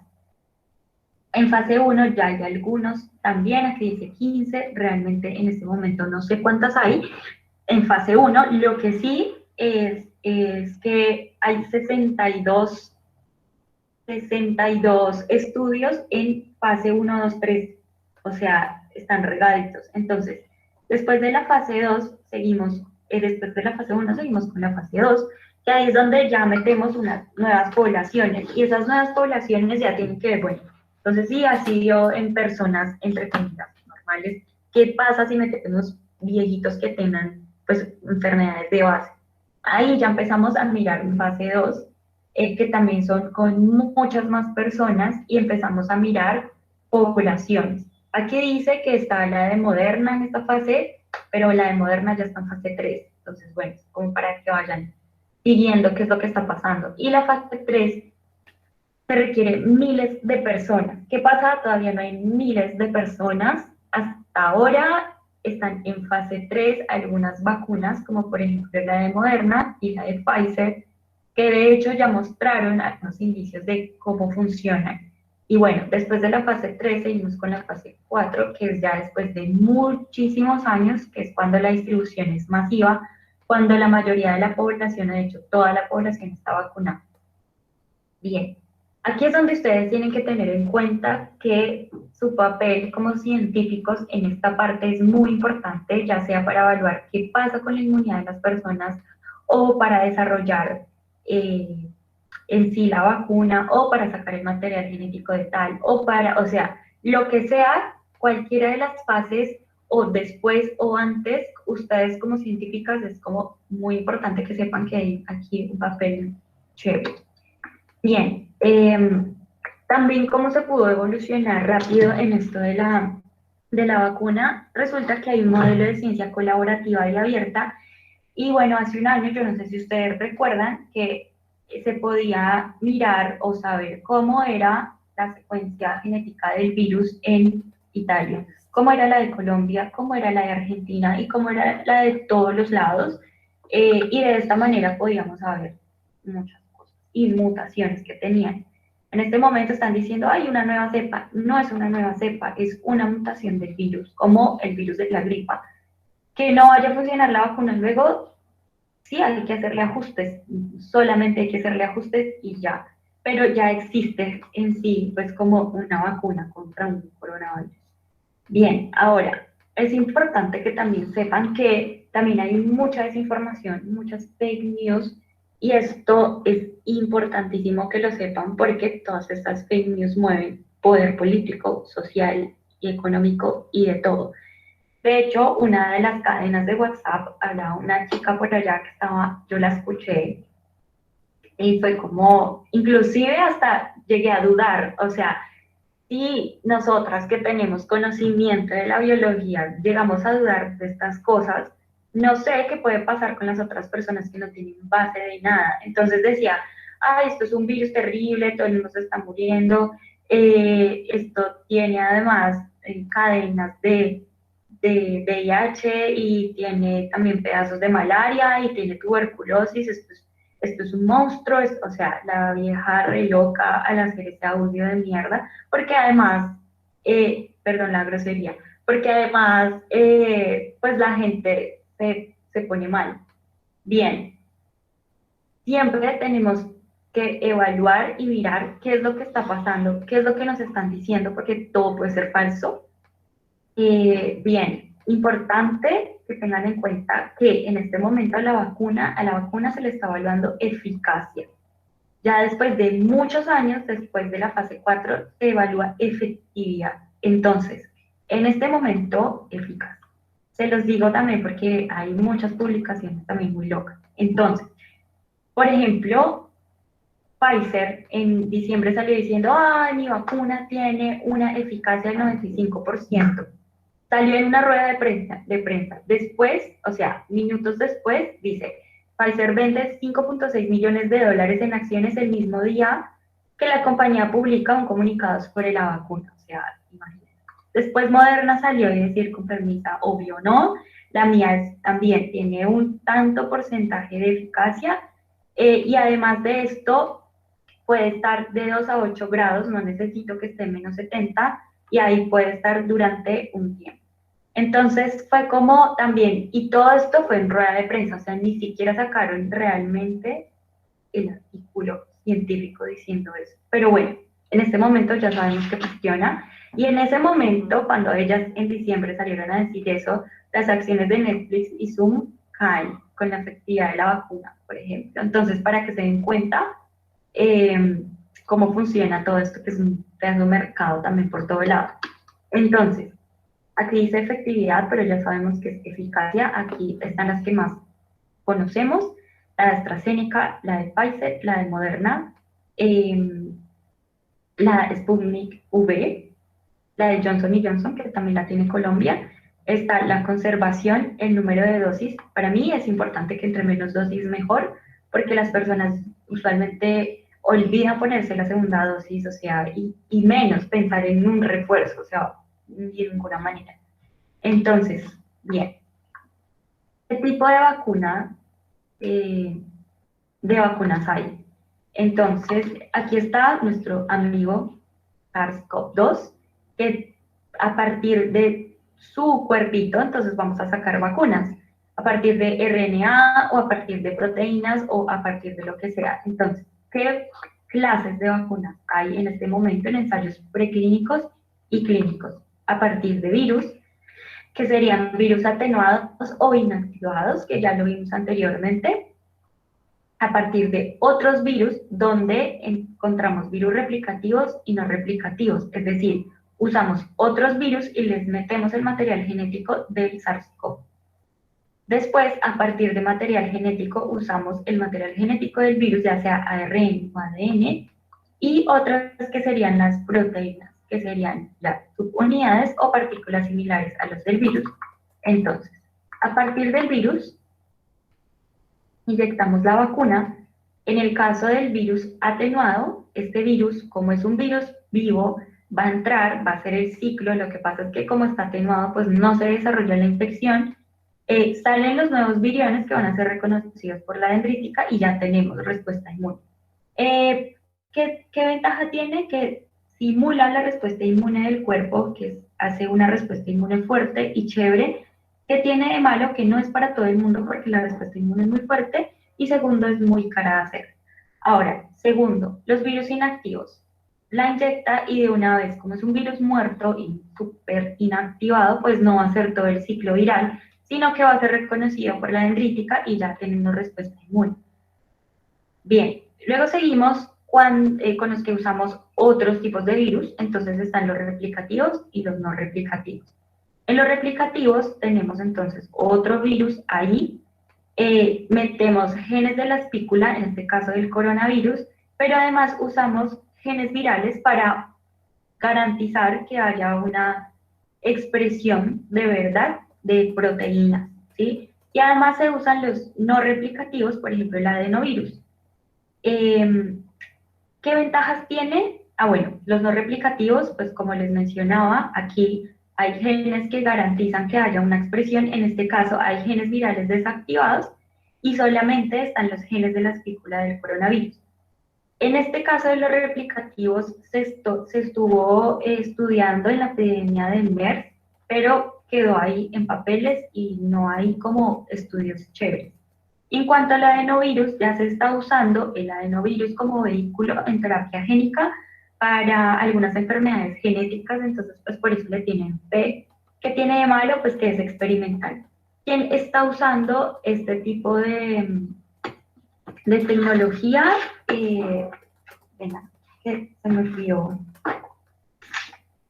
si es Moderna o AstraZeneca.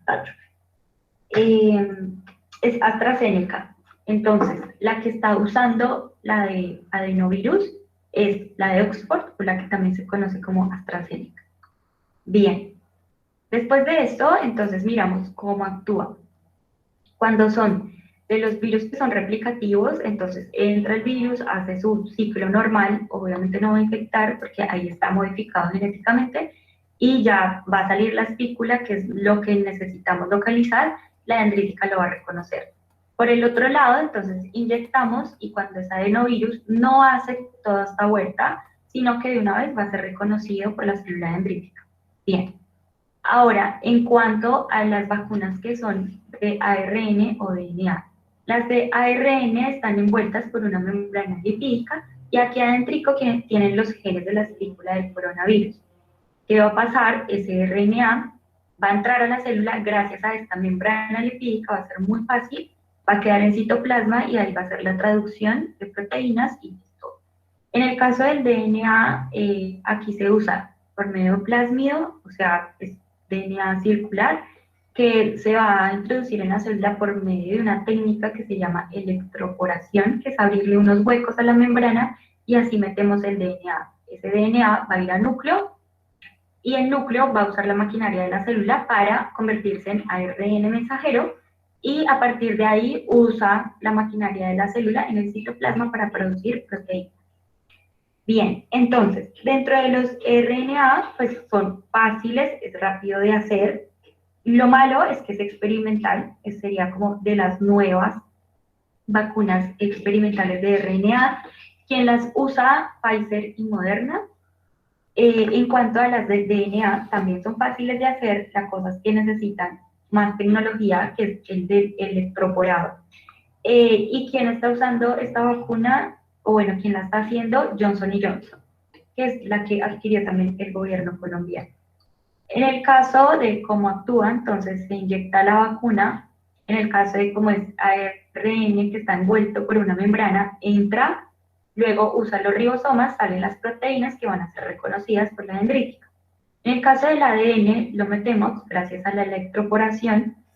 Ese ADN entra al núcleo, se usa la maquinaria de las células para que se convierta en ARN mensajero, en el citoplasma ya está convirtiendo, ya haciendo traducción, sacando las proteínas que van a ser reconocidas por la dendrítica. Después de esto ya tenemos las vacunas que son a partir de proteínas, ya sea por las subunidades o por partículas similares a los virus. Son las vacunas más seguras, se puede usar en personas con problemas serios y de salud.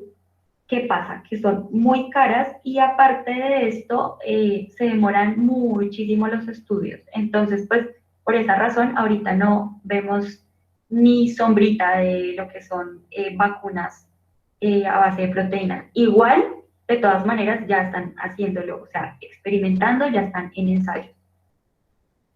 Bien. ¿Cómo funciona? Entonces se inyecta la vacuna, como son unas proteínas, van a ser reconocidas, por ejemplo, así funciona la de hepatitis B también. Ahora, cuando es el caso de un virus vacío, entonces es como un virus que tiene un vestido de proteínas que también va a ser reconocido ahí por la célula dendrítica y listo, y se genera la respuesta inmune. Entonces, ¿cómo es que funciona esto? Bien, ahí las dejo viendo el meme de DiCaprio, que siempre es tan genio. Bien.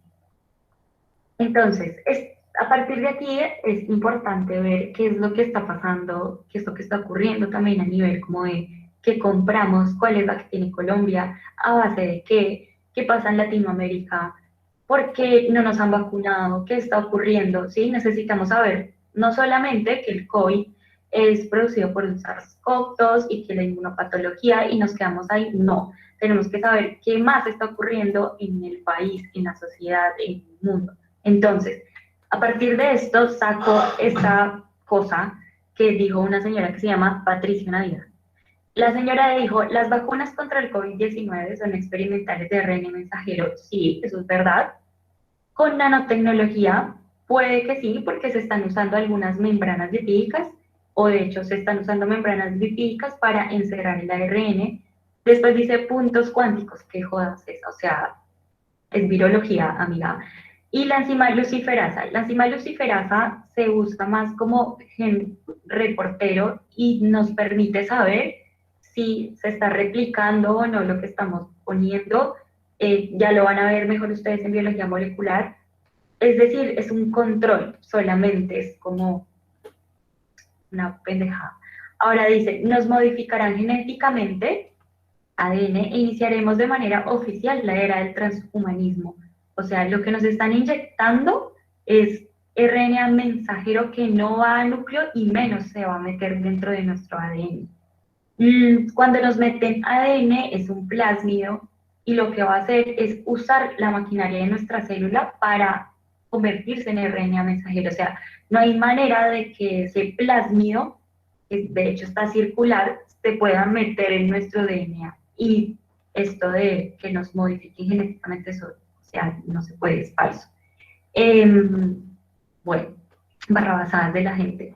Sin embargo, sí tenemos que saber que hay unos efectos secundarios que si nos vacunamos nos va a doler la cabeza, nos vamos a sentir fatiga, vamos a sentir dolor en el sitio de infección, vamos a sentir dolor muscular, como si ustedes tuvieran gripa normal, o sea, los mismos efectos secundarios. Así que bueno. Bueno, estos son los tipos de vacunas que hay. Para mostrarles, hay 43 ensayos enfocados en proteínas. ¿Por qué? Porque es lo mejor, es lo más seguro.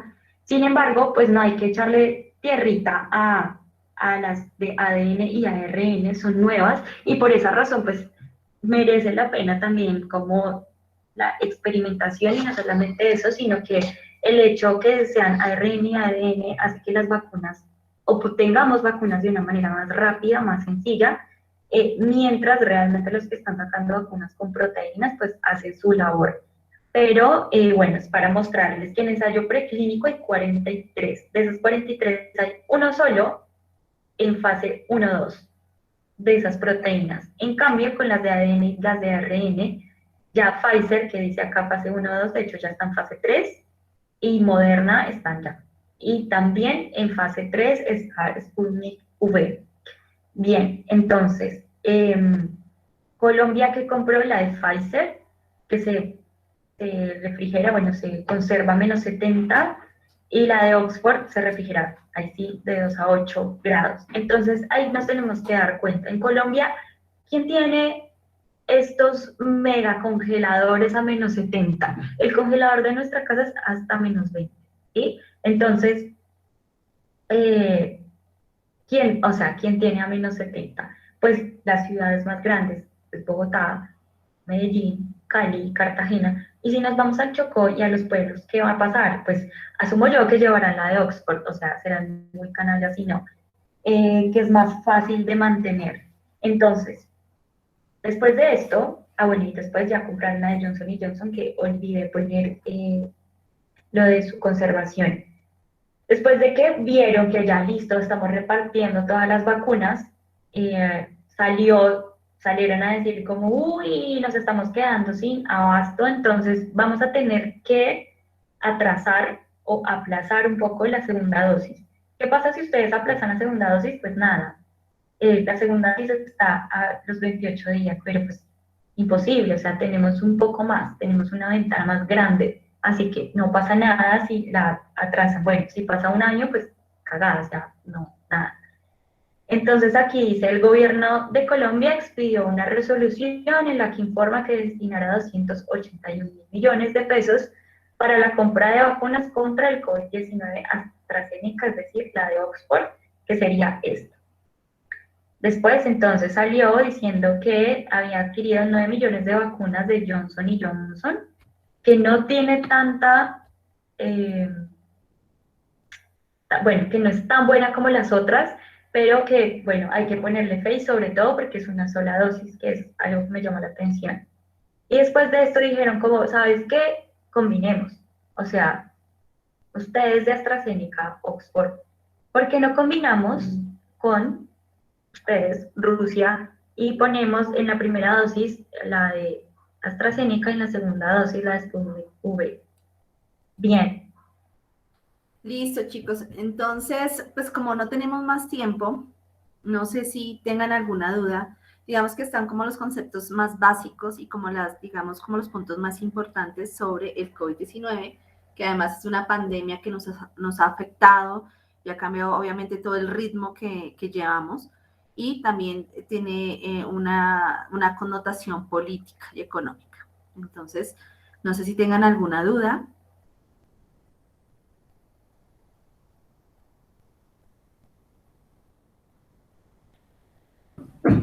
Profe, no sé si tú me podrías aclarar un poco el concepto de adyuvante.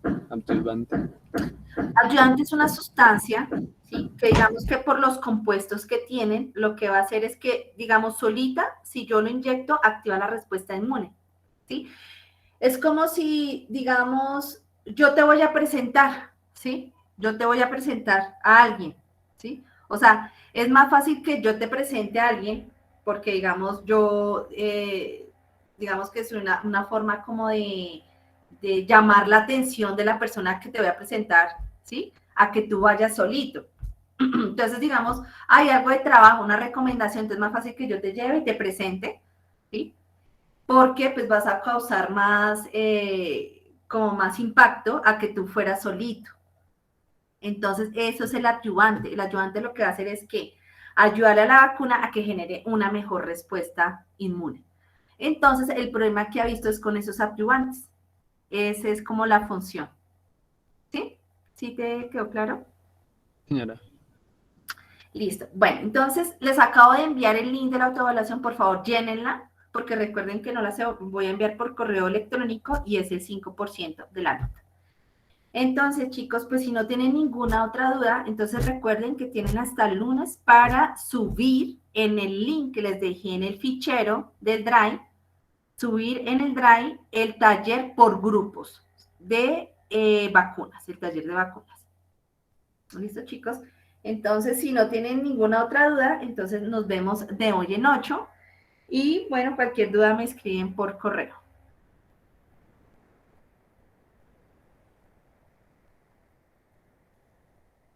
Gracias, profe. Hasta luego. Gracias, profe, hasta luego.